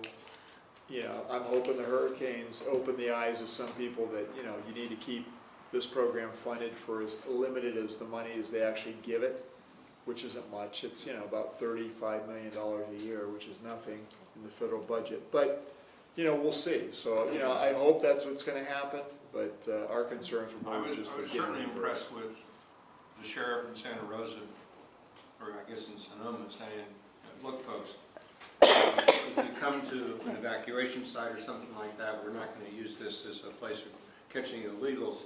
But then he very quickly said, however, if you got a felony warrant out for you, they're going to get you. So I thought there was, you know, there's a line that they're going to draw. Rob? Chief, the urban area security initiative money? Yeah. Is that still intact? Do you know? I don't know, and I know that every year the numbers went down, but who knows what, you know, the rhetoric, as you know, of, you know, we're going to support law enforcement, and what does that mean? And then what comes to us or doesn't come to us, I mean, you know, I don't think anybody has any idea right now what could happen. It's just so up in the air. Okay, thank you. Are we prepared to vote on this? All those in favor? Aye. Opposed? None. was there a motion actually to accept them? Yeah. Yeah, Pardon? I completely missed the motion, and who seconded it? I don't think there was a motion. Okay. I thought I we move had, to thought we had a motion consider before we had the to- discussion, but that's okay. Someone like to move it? I thought I moved. I thought you did move it, and I thought someone seconded it. I thought you, didn't you? Thought you I moved it, moved and someone and I else. thought Rob seconded it. Okay. Okay, great. Okay, There's no way we would have had the discussion without the. well, I try to do it that way, but sometimes I screw up. Okay, item 19. 18. Oh, 18, yeah. 18, yeah, another one of these long numbers. Same concept. Do I have a motion and a second before we? So moved. Second. Okay. second. Discussion. I think it's the same issue that we've just been through. Any different things on item 18 as on 17? No, I mean, again, they tell you what you're gonna get, and it's As yes or Rob no. says, take the money and run. Yeah. Any further discussion or questions? All those in favor? Aye. Aye. Opposed? Okay, item 19. A motion and a second, and then we'll have discussion. Is there a motion? So moved? Second. Okay, discussion. Rob, you want to start? Chief's recommendation is to buy the trucks, correct? So can I clarify that, because I know Director Bernstein equally had questions. Same Okay. thing, should it go through the finance committee? And the other chiefs are here, Chief Morrow's here to speak about this too, if we need to. So just to, again, this is, we just purchased engines, we're doing the same thing in this fiscal year. So correct me if I'm wrong, Ben, the type, the amount, everything is no different than what we just did. And within, I know Director Bernstein's question on the amortization schedule, we actually are following the schedule, and I think we gave you in the comments the reason between, I know there's a little bit of a time lag, that we order an engine and then it gets built and so forth. And I think, did we get the schedule? Is it on a desk guy? It is. Okay, it is. So it's on here. So we asked, because I know Director Bernstein asked about the amortization schedule. I know you guys had liked that before, so we printed that out so you can see where it fits. But it doesn't mean, it's a big purchase, but it doesn't mean the future can't come to the finance committee. The only reason we were able to do it here was because we had just done this, and so we figured it would just move right through the process. It's also in the 17-18 budget. That's in the budget, which you guys approved, so. But, can I ask a question? Let me start with Rob. So, as far as I'm concerned, this is an operational purchase that's needed relative to Chief Mara, correct? That's correct. That's all I need to know, thank you. Virginia, questions on this? No. Chuck? Well, there's two things. I'm prepared to vote for it and so forth, but we received this on September 27th, so again, there was plenty of time for it to go to the Finance Committee, and we could have discussed some of the details rather than take the whole committee here, I mean, the whole board here, and I just think that we should be doing that. I think, though, there is a discussion to be had about the productive life of this equipment. It's been expressed in two ways. I'm certainly have no expertise in terms of responding. I just know that these two criteria are somewhat in conflict. One of them is the 10-year life. And I know we've had equipment that we've been using on the front line that was 12 years old and so forth. The other is the 100,000 mile. And here we've got a piece of equipment, if I believe it's being replaced, it says it's got 76,000 miles on it right now. Now I know by the time this is delivered, it will have more mileage. But I just think we should I'd like to understand that better, because this is hugely expensive stuff. I was thinking about these $1 million pieces of equipment, which last 10 years, that's $100,000, that's $100,000 a year that we're, in a sense, depreciating this equipment. Every time we drive one of these things to Florida and back, I'm thinking that we just, depreciated it, I don't know what it is, 20, These don't go to Florida. Yeah, that's the semi. These are in the station. So they're about 600, it's about 600 for an engine. But to your point, just to answer the question, so one of the reasons that these, even though it's got less mileage on the vehicle, we at one time, for budget reasons, purchased, I guess the nicest way to say it is a lesser quality piece of equipment, hoping Cheaper. that, yeah, I mean, that's, Less expensive. it was less expensive, it looked like it would fit the bill, we thought, it would have the service life, and they've been problematic. And so, we're spending a lot of time in the shop, we're buying parts constantly for these things. I mean, Ben could tell you, and so when the decision had to be made, it's let's get rid of it for purposes of, we're not gonna have something breaking down all the time. There's a bigger picture also, remember, it's just not the frontline service, it's the reserve status. So really, you're looking at each engine for 15 years. Because at the 10-year mark or the 100,000 miles, which most often ends up being about the same time relatively, that's when we purchase the new engine, spec it, purchase it, get it delivered, outfit it, which all takes a year and a half. That's why we ask in advance. But once that's done, that frontline unit that we just replaced goes in reserve status for 5 years, which means it gets placed in service when another rig goes down, another rig's being regularly serviced. The rig goes out on a wildland deployment, we got a backfill. So the idea behind that is, the 10 years is to make sure that we keep current frontline rigs very reliable, not semi-reliable, And then also that those units can still be in that reserve status that's semi-reliable for another 5 years.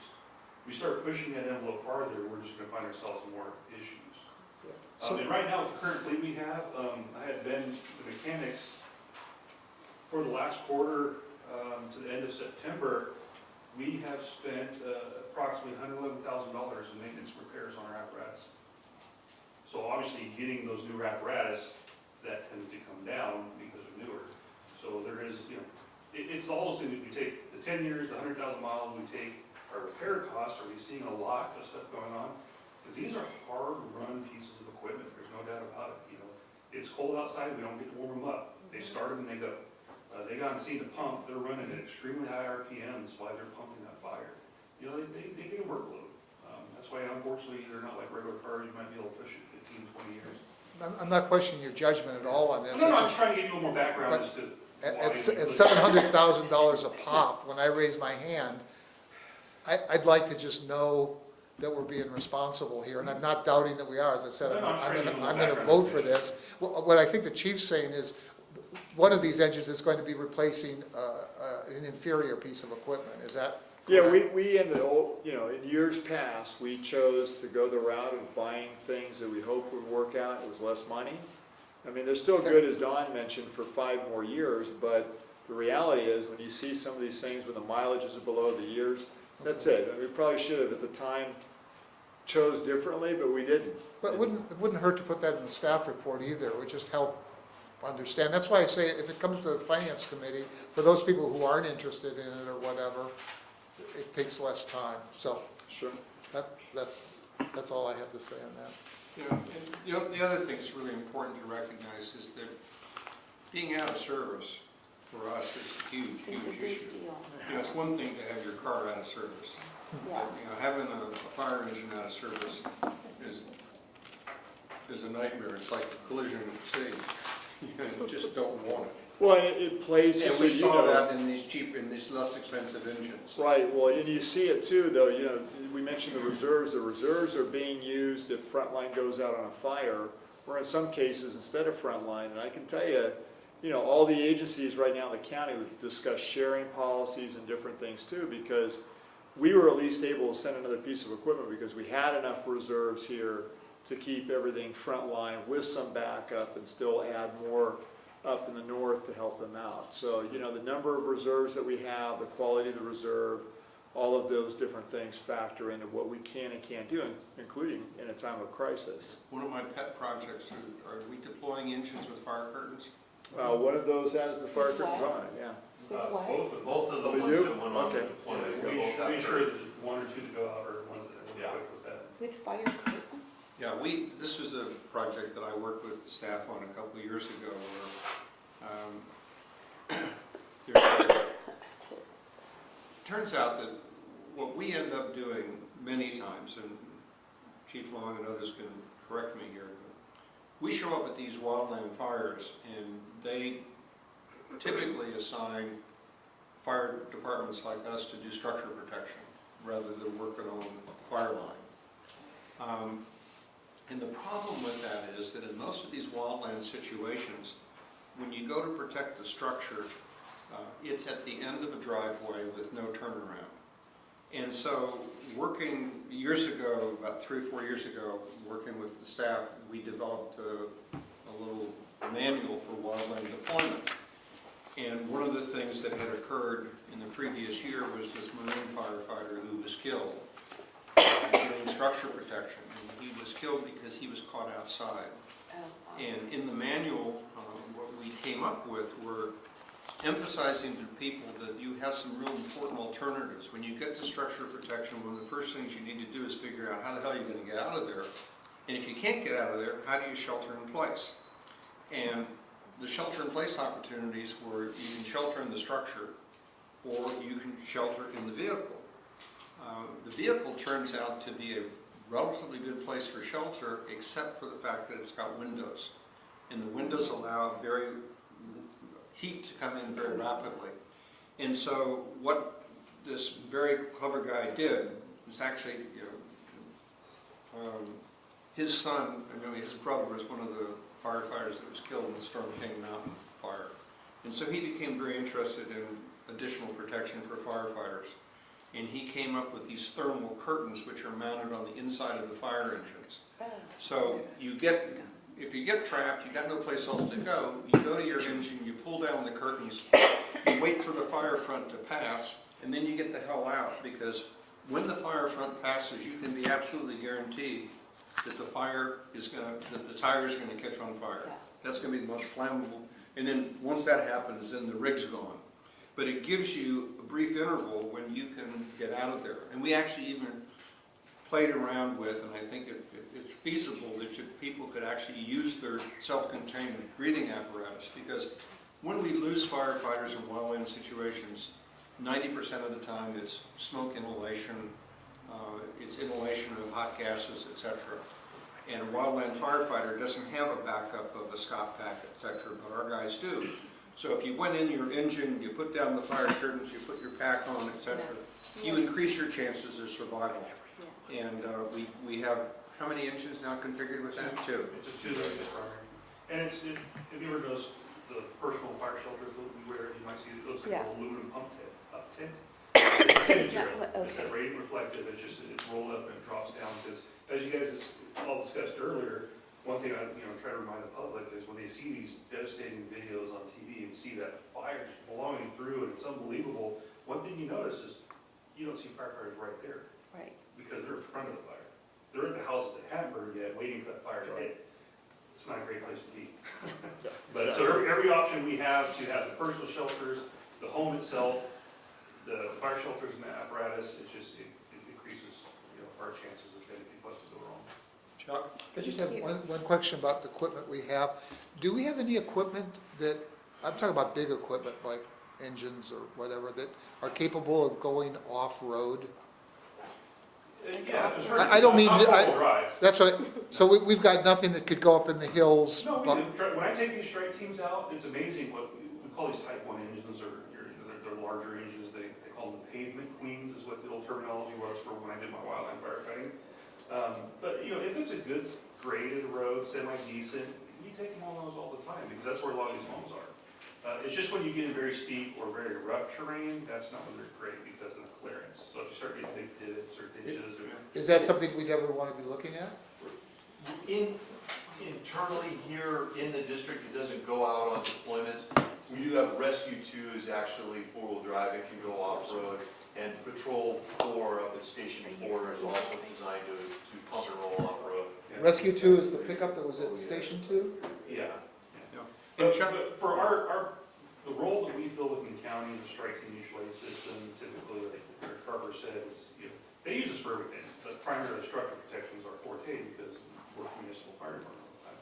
There are agencies that have 4-wheel drive vehicles, but if we did that, a larger type, we call type 3 engines, we'd be the really only one in the county, and so it doesn't quite fit with the rest of the strike team deploying that. So it is to be considered, but I think right now And if how you, we participate, how we support the state. and if you want to look at maintenance costs, Yeah. go to 4-wheel drive. It goes up in a hurry. And the other thing about structure protection is that structures almost always have a road, so you're not going off-road. These are structures that people drive to and from in their houses, and so access, that's, the limiting condition is not being able to drive up to it. The limiting condition is being able to get the hell out of there. And you frequently don't have a turnaround, you're frequently at the end of a long, narrow road. And you're sitting there, you're looking at a fire front that's half a mile away, you say, oh, gee, that's a half a mile. Well, this fire last week, was moving 300 feet a minute. Yeah. And it doesn't take very long to go half a mile at that speed. And some of that stuff was even sparking out a mile ahead of time, so the fire front's there, and you turn around, suddenly you've got fire behind you. It's not a great place to be, and what we wanted to do is make sure we gave everybody the maximum level of protection. So, Director, to Director Bernstein's point, so we can, we don't have an issue going to the Finance Committee in the future if that's what you'd like us to do on these apparatuses. These are, typically large, expensive pieces of equipment, so if that's helpful, I don't, I think the issue that would be most helpful, Chuck, is that we agendized for the finance committee, basically this sort of replacement schedule, the logic that goes behind it, so that when a particular proposal comes up, we've got the context to put it in. Say, yeah, that's part of the replacement plan. And once a year, maybe, we have the finance committee look at the replacement plan and say, okay, what's changed? probably in conjunction with the budget, because we'll be Right. putting that equipment in. Because those items are always identified in the proposed budget, Yeah. large apparatus purchases, so you always get a chance to see it, if it goes to the finance committee at the beginning of the year also, or beginning of fiscal year. before it Okay. closes. Any further discussion on this? All those, Can I just say one positive thing? just one Just thing. a positive thing, because I brought it up before, they were billing us before for travel expenses and all that kind of stuff, and I just want to say thank you for getting rid of all that garbage. There's no reason that they should be paying our travel expenses and us paying sales tax on top of that. So, thank you for getting rid of that. All those in favor? I, Opposed? No. Okay, item 20, Item 20 is pulled because it was not ready. okay? Item 21, That was brought up by Director Solano, so I would defer to him in terms of, his new position, and then asking to put this on the agenda so that we would become a chapter for California Special Districts Association. As you all know, I was elected to the executive governing board for California Special Districts. For the Bay Area section, the San Mateo County California Special Districts group that meets quarterly approved a resolution to go forward and become a member of for us to formulate a chapter for the San Mateo County group. And basically, we qualify for one of the superior awards, being a member, a distinction award from California Special Districts. For what reason? It's a certification that's given out by the organization where it's like 2,000 plus groups, special districts all over the state of California. And it gives us a voice kind of like the League of Cities, where they have a group that meets that just represent cities, and special districts represent special districts. So it's a way that we can keep up with current legislation involving California legislature and assembly, and when bills come up, we can lobby for or lobby against things that are good for us as a special district, or good things that are not. so I'll add another thing. Sure. There are other resources like listservs from other special districts as well, which, have questions of, what do you do in this situation, and you hear from other special districts, and that's actually been kind of good information. Like if you're going out for an RFP for something, and you And then they hear have- back from other right. districts, right? And then they have a series of training programs, like for clerks, the board, they have training programs in finance, legal, so Well, and it's. they have the required AB 1234 trainings. So the Harvard district is in a member, and that's how I've seen benefits. How much And- does it cost, Rob, to do that? I don't even know. Well, we're already we're already a chapter member within the county, and I think the fee was like $400 or something, so it wasn't a large amount. So does that add on to this? Do we pay extra to be? No, it's just Oh, a fee okay. from the county Okay. organization.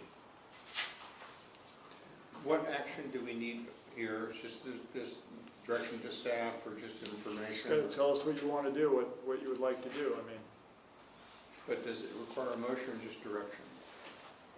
Are you asking to join membership? So we already are a member, it would just be an expansion to what we're doing. As a It's an chap- become a expansion to chapter. be part of the San Mateo State. County chapter. Is there any Seems- money involved?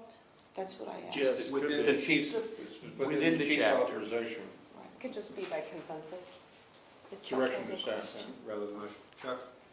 Let me say, I'm glad Rob brought this up because I was a little negligent on this. I was actually supposed to bring this before the committee, but I wasn't clear exactly. We had a meeting back in, say, April or May, and we were supposed to have one 2 months later that they canceled to explain this further. It's not exactly clear what's going on. Rob, either you could clarify or we just realized we don't know. We are members of the local group. And up to about 3 or 4 years ago, we were paying annual dues according to them, and then they forgot to bill or something for 3 or 4 years. That's what I was told. And so they weren't collecting any money.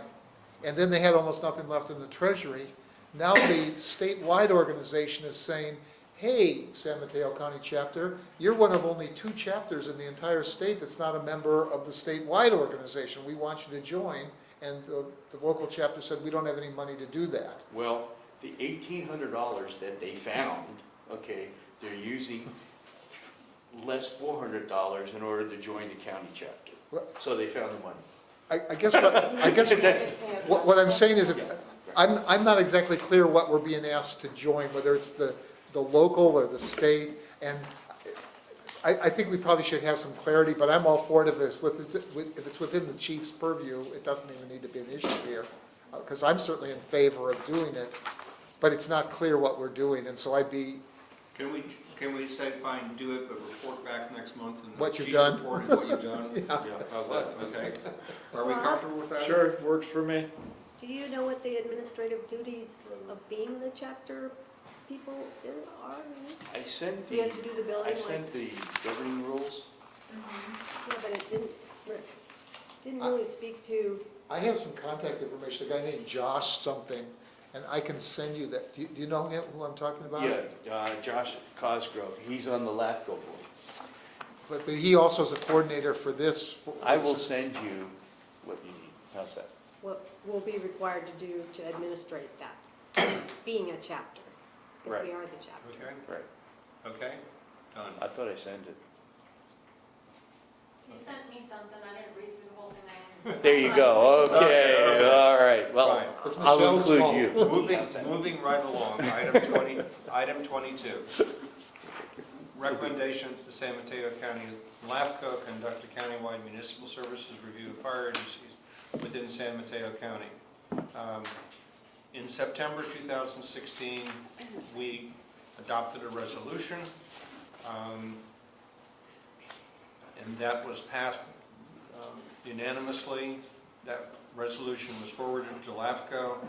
I made that presentation to Yeah. LAFCO. And they've essentially, at this point, sort of done nothing. Part of the feedback I've got is that they don't know how to fund it.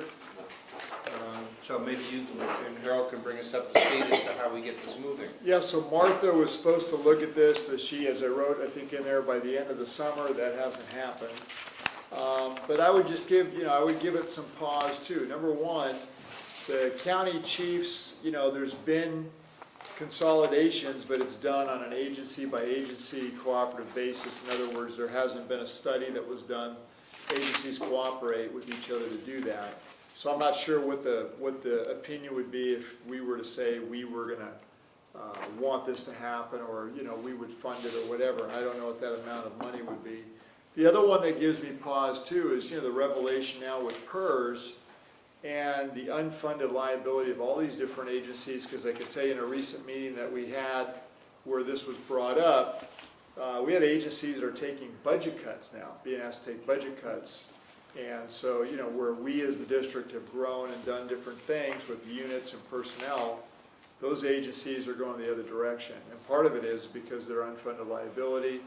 And the other one that's, I think the bigger part of that is on payroll, every month, what is that percentage of funding that they have to pay for PERS already? And I can tell you, some of these agencies are significant, to the point where if we have another downturn, I'm not sure what's gonna happen. because it's not good. We, I think, at least have done so many different things, and I look at where we are on every payroll and what we pay. You know, everybody wants to pay less, but I think we're in a great position compared to other agencies in this county. Here, so follow-up with that is, we're very fortunate as a special district. Oh, yeah. We don't share our funding, but like the city of Palo Alto has to share it with police and public works and community services and any other governmental agency through the city of Palo Alto. They have to share whatever that percentage is, but we're very fortunate that we don't share our almost 16%. So, Virginia, questions on this? No, I mean, this is something that we've discussed before. But I think there's two reasons that this has been discussed in the past. I'm inferring this because I wasn't involved in the discussion, but it sounds like originally we were talking about administrative structure and the value of combination and consolidation, and that was an issue. It more recently, however, came up in view of Atherton's interest in studying us, and it was a call, and it seems to me those purposes are not the same, they're different. And it seems like we're kind of alone in asking for this, and we have a choice of either paying 100% of it ourselves or just letting it drop by the wayside. Is that what we're faced with at this point? Yeah, and I would actually almost suggest, you know, a different tactic, which is in light of the potential of many of these agencies potentially becoming insolvent, is looking at partnerships and ways in which that could actually be a deficit against us. I mean, we have, you know, we've been looking at the county auto aid agreement, and, you know, I'm not sure that auto aid doesn't turn into mutual aid, because subsidy and reciprocity are concerns that you've raised, and we understand that too. So I'm not saying we're not a partner, but I think in the future, the level of partnership that we would choose to enter into that would be in our interests is going to become a little bit more tenuous in light of these things that have gone on. So, you know, when you see agencies that are consolidating and contracting, you know, what was the benefit to the Menlo Park Fire District within an agreement that now there's less of somebody else's resources to come help you? And then what strain does that place on our resources when we're more frequently going over to help somebody else? So there needs to be limitations, I think, in light of this contract that will end in the next 2 years for EMS, as an example. And maybe there's a different way of looking at thresholds. Right now, it's an FRU, first response unit cost, that we get reimbursed for, but we have more units on the street that are ALS paramedic than we're paid for. Now, we've chosen to do that because that's a higher level of service to the community. But again, within the level playing field of the county, is that reasonable that, you know, others have made decisions for their own reasons. So, you know, and I'll throw this out there because I've always been somewhat, you know, unhappy with how this went down. You have the city of San Carlos that decided that it wanted to break up the marriage between itself and Belmont. When that deal got done, there was one less truck and one less battalion chief, which is great for them. They sell the assets. They don't have to pay for the people anymore. All that stuff goes away. But, you know, what never got asked in that whole equation, that's good for them. How is that good for the system? Because today there's one less chief, there's one less truck. So if you're San Carlos, you scored. You were able to bring down your overhead costs and everything else, but to the overall system, there's no consideration for that. Well, we had Redwood City shutting down a whole station right on our border. Well, and that's another one. I mean, so, you know, I mean, again, you know, the district is in a position to do this differently. We're expanding, we're adding units, we're updating, and not everybody's in that position to do that.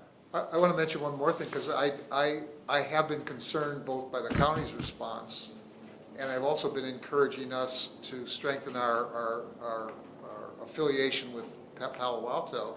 But just about 10 days ago, there was the news that Palo Alto is talking about cross-staffing its units, and and only staffing, for example, at one station they'd have the ambulance crew, at another station the engine crew or whatever. And so they're talking about differential staffing, which I think is something we need to look at ourselves. They've done that. They voted on it last night. I didn't know it Voted on passed. last night, yeah. But to the extent we have an agreement with Palo Alto, and I know that that's been kind of suspended or on hold. Well, um, it We're a exists, we're a net exporter of services. We're providing more services to our neighbors than they're providing to us. And that's a problem for the long term.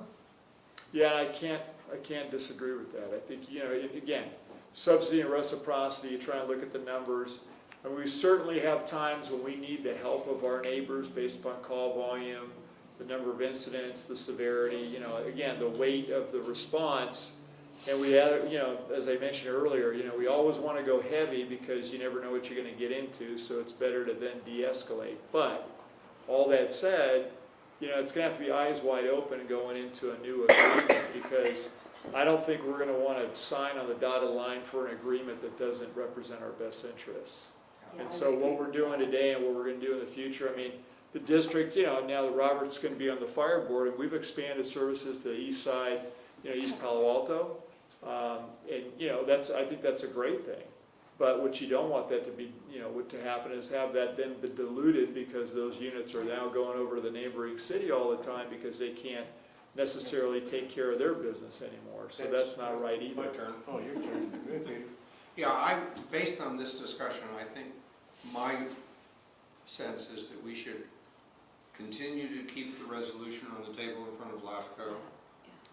We need to constantly communicate to people that there are tremendous opportunities in consolidation in terms of being able to provide better service at a lower cost.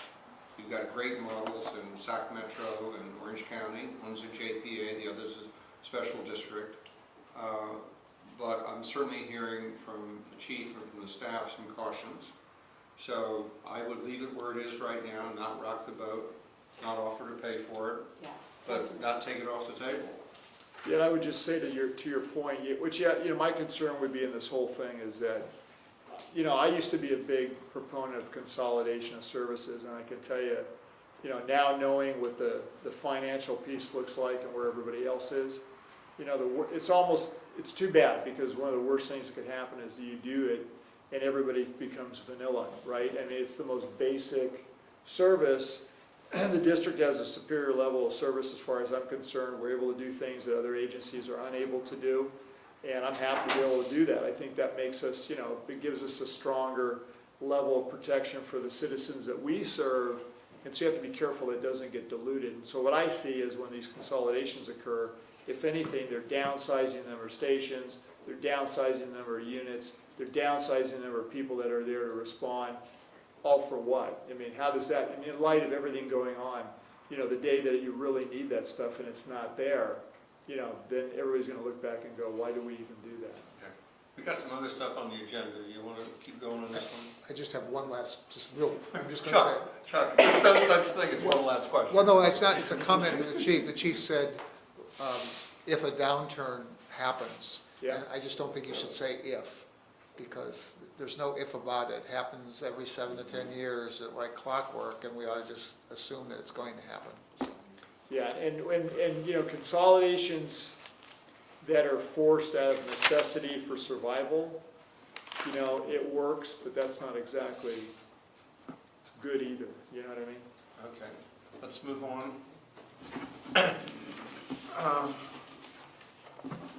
We go from item 22 to item 23, President's Report. I don't have anything that we haven't basically covered in the session we had this evening. I would, and typically what we've done is sort of gone one by one, combining our reports and our requests and our committee assignments and stuff. The one thing I would ask the chief to perhaps include in your, either November or December, I think we need to get some sense of the amount of overtime. We're doing a lot of deployments, and I know that what's going to happen at the end of the year, someone's going to scream about all this money these people are making, and isn't this horrible? And so I would like us to sort of get ahead of that rather than waiting until it happens. Sure. But you're right, it will be significant, It will be. because this has been a banner year, like I said, from floods to hurricanes And to what fires. people will do is, oh my God, there's a 20% increase in compensation.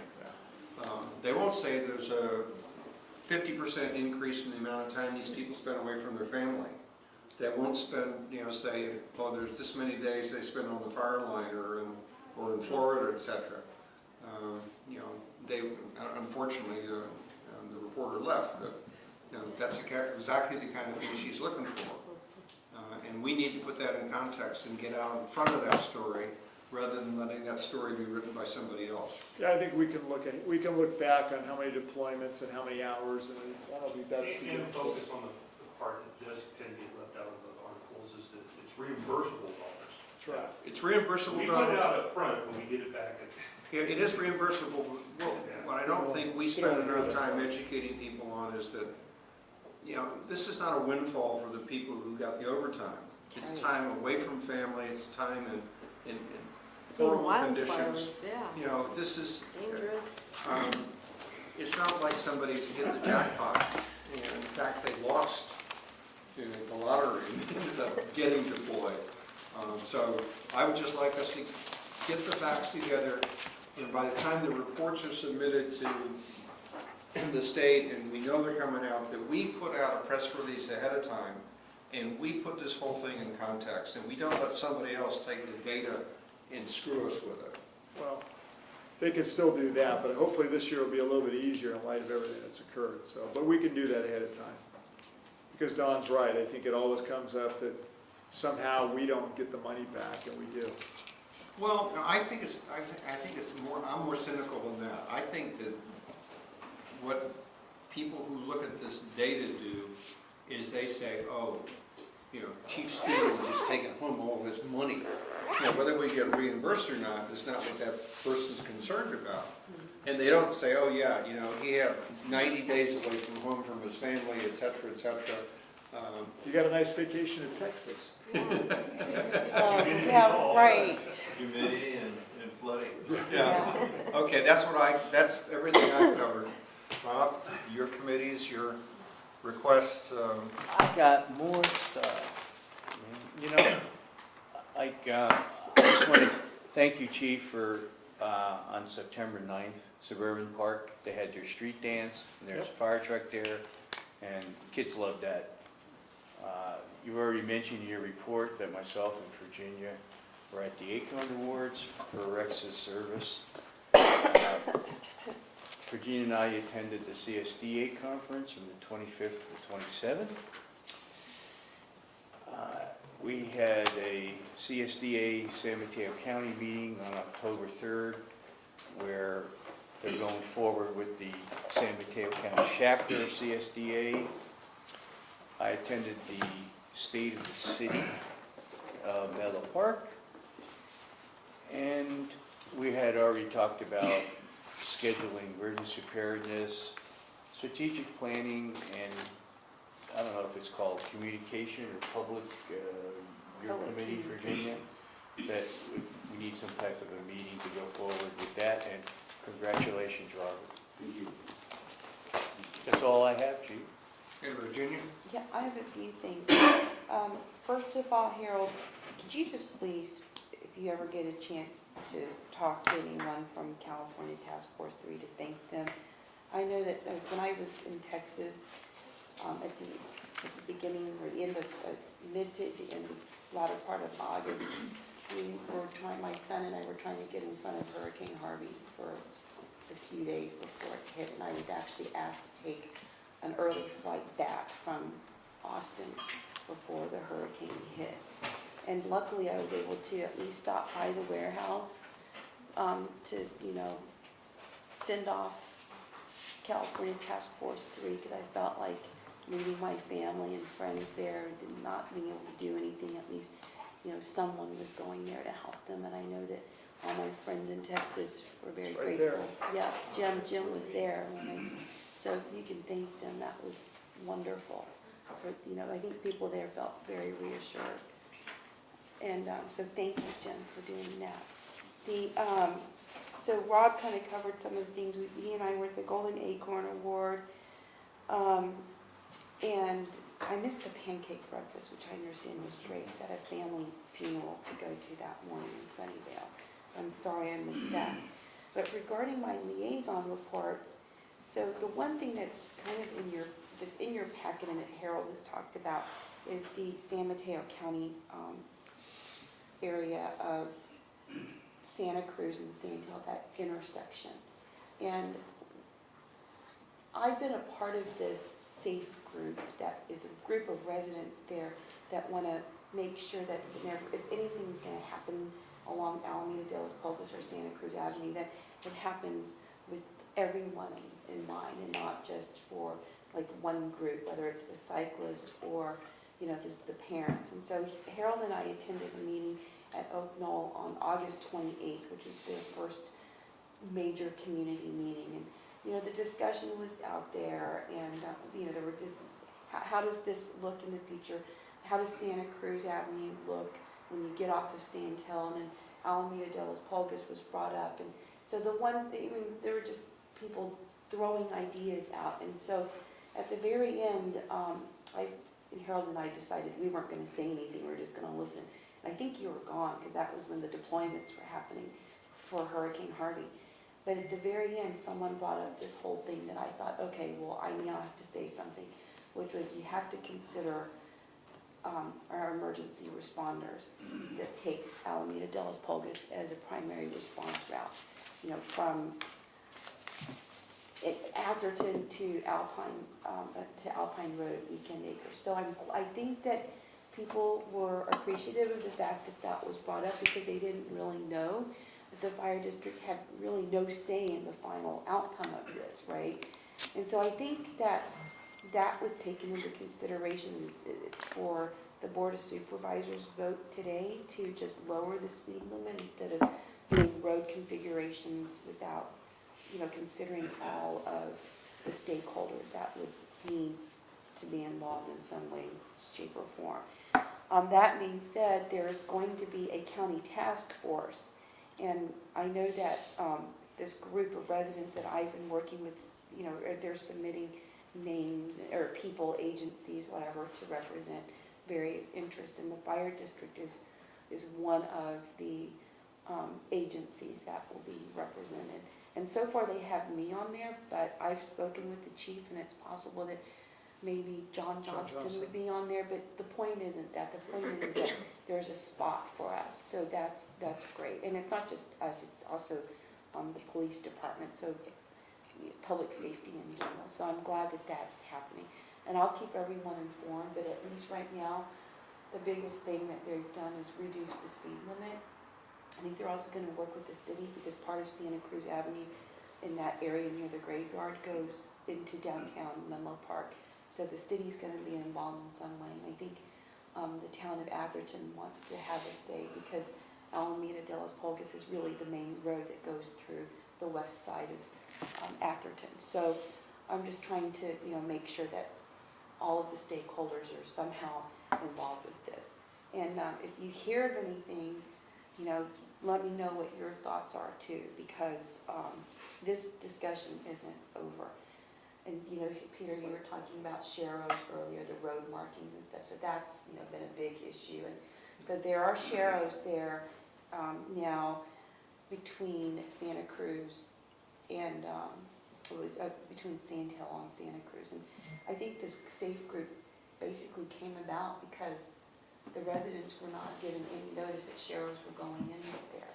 So now that, you know, the voices of the community are coming out, I just want y'all to know that our voice is out there, and I want to keep it out there. Okay.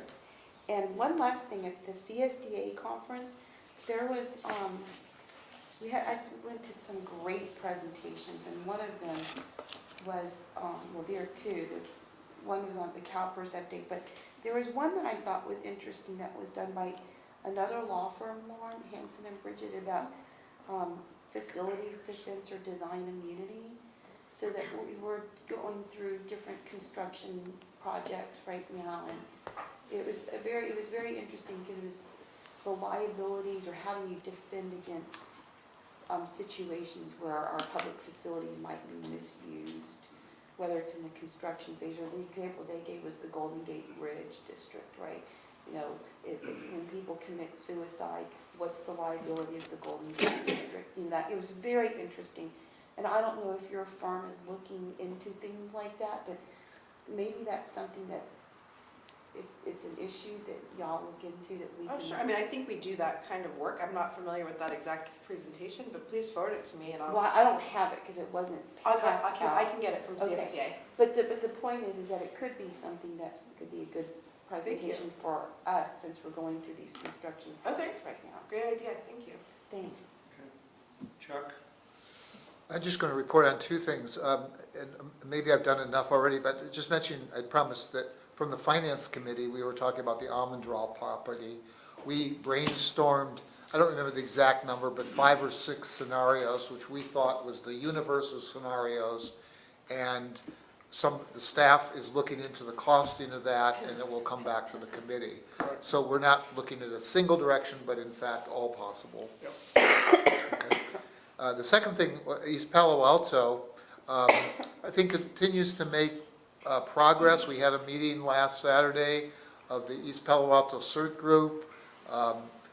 We're now, we divided not we, but the city has been divided now into 6 CERT areas, which is a huge, huge event. I mean, we had a city that was about the same size as Menlo Park. Menlo Park had some, 20 CERT areas. East Palo Alto had 1. Atherton had 6 or 7 or 10. You knew better than I, Peter, the number of CERT divisions there. 16. And East Palo Alto, the entire city, had 1. So it just was not well done. We've now divided up into 6 areas. They're more or less aligned with the police beat so that those services can be coordinated. We've identified leaders for all but 2 of them, and we're almost there for the other 2. They're developing plans for each of those areas, and now it's a matter of trying to do some recruiting of people. We've actually had very good response from a community that we hadn't heard much from at all, and that was a Spanish-speaking community. We're doing trainings now in Spanish. We've now got a regular date on, I think it's Thursday evenings. We're going to have trainings, arranged with Michael Ralston to get the use of Station 2, the community room there, to alternate trainings, 1 month in Spanish, 1 month in English, and we'll alternate. We're going to do lots of other trainings as well, but that's a regular standing appointment. All that's good, and the other thing that's really good is I think we have the strong support of 3 city council members, Lisa Gaucher, Larry Moody, and Ruben Abrica. And that means that if there's something that the district wanted to accomplish in East Palo Alto, I think we could do it. And the cherry on top of the whole dessert is that we have just now elected our first member from the community in many, many, many years. 20 years, 16 years, something like that. He's actually the first elected person. True. That a community in forever. Okay. Over 10 years. So, it's a big community, it's growing very quickly, and I think The that, last person was seated on the board without an election because it was uncontested. So, You were contested. anyway, I'm very proud of what's happening, and I'm looking forward to lots more progress. And I think the district staff has been much more supportive of what's going on, and I appreciate the support that the community is now getting from the district. So, and I did have one conversation that I'd mentioned before, but I'd had word in talking to some city leaders that there was a great deal of, they were pleased that we had located our EOC and warehouse and so forth, that we will be locating it out on Pulgas there in East Palo Alto. It was kind of a feather in their cap. It removes some potential tax revenue from the city, but in the long run, it makes the city safer, and I think is a source of pride. I think Station 2 is a source of pride, and I think the additional equipment out there is a source of pride. So all of that is significant progress. So thank you. okay. Lauren, a procedural question.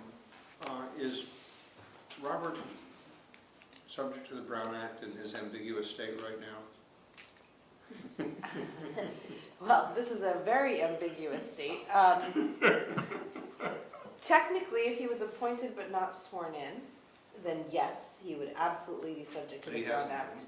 Since he hasn't been officially appointed, I mean, my advice would be to act as if he's been appointed for the purposes of the Brown Act. Okay, and I mentioned that because, you know, the sooner we can sort of get you integrated, et cetera, the better into the board. But we do have to be careful in the process of doing that, that we don't Yeah. inadvertently do a Brown Act violation in the beginning process. But we'll be back pretty soon on the 25th, and then we can, Yeah, Robert and the chief and I talked about a procedure where we think we can get this done tomorrow morning. oh, okay, but the meeting is still the 25th. Yeah, still get the. But yes, I would be careful. If you have any questions about the Brown Act or anything, you can get in touch with me directly. But for all of the sitting board members, I would treat our almost appointed director. Stay away from it. Yeah, as if he. As a courtesy, could we include him on the distribution of materials that go to board members? Everything, oh, sure, there's no problem with that. Unless it's confidential, then Unless yes. it's closed session. Yeah, Closed session, we couldn't privilege. do that at Yeah. this point. We don't anticipate having one of those between now and the 25th. But the chief sends out things almost every day. I mean, sometimes 3 or 4 communications a day. Yeah, but that's like public. Don't scare them away. You can A say lot of reading. Say something. Virginia? Yeah, just one more thing for my report. So I forgot to mention that the chief and I met with the CEO of the Silicon Valley chapter of Red Cross That's to right. talk about possibly being in the same space, you know, with our new facility or one of the new buildings. So those conversations are ongoing and figure out how we can include them. Okay, moving on, public comment number 3. Any public comment, Linda, Robert? Hearing none. Information items. Traveled all this The way. information items are here. Just one addition on upcoming events and committee meetings, and that is that on the 25th at 4 p.m., we will have a special meeting. Is there anything else? If the background thing comes out okay, can we have the meeting earlier? No. It has to be, that's fine. I was just wondering, it might make it easier and faster, but that's fine. So And can the we, November, and you could can we call the board confirm meeting, some dates? Pardon? the November board meeting is on. Sure. Week The- of Thanksgiving, is that okay for everyone? Oh, I'm sorry, Kathy, please speak up. The November board meeting is scheduled for the week of Thanksgiving, so I didn't know if that was working with everybody's schedule still, or Fine for me, I mean, Thanksgiving is Thursday, this is Tuesday, people Yeah, I travel won't- on Wednesday. I won't be here, but that's, We're talking about the 21st yeah, of November? yeah. is that what it is? Yeah. And the finance committee meets on the 7th? Okay. Do I have a motion to adjourn? So moved. Second? All in favor? Aye. Thank you, everybody, for a very productive meeting. What time is it, Ken?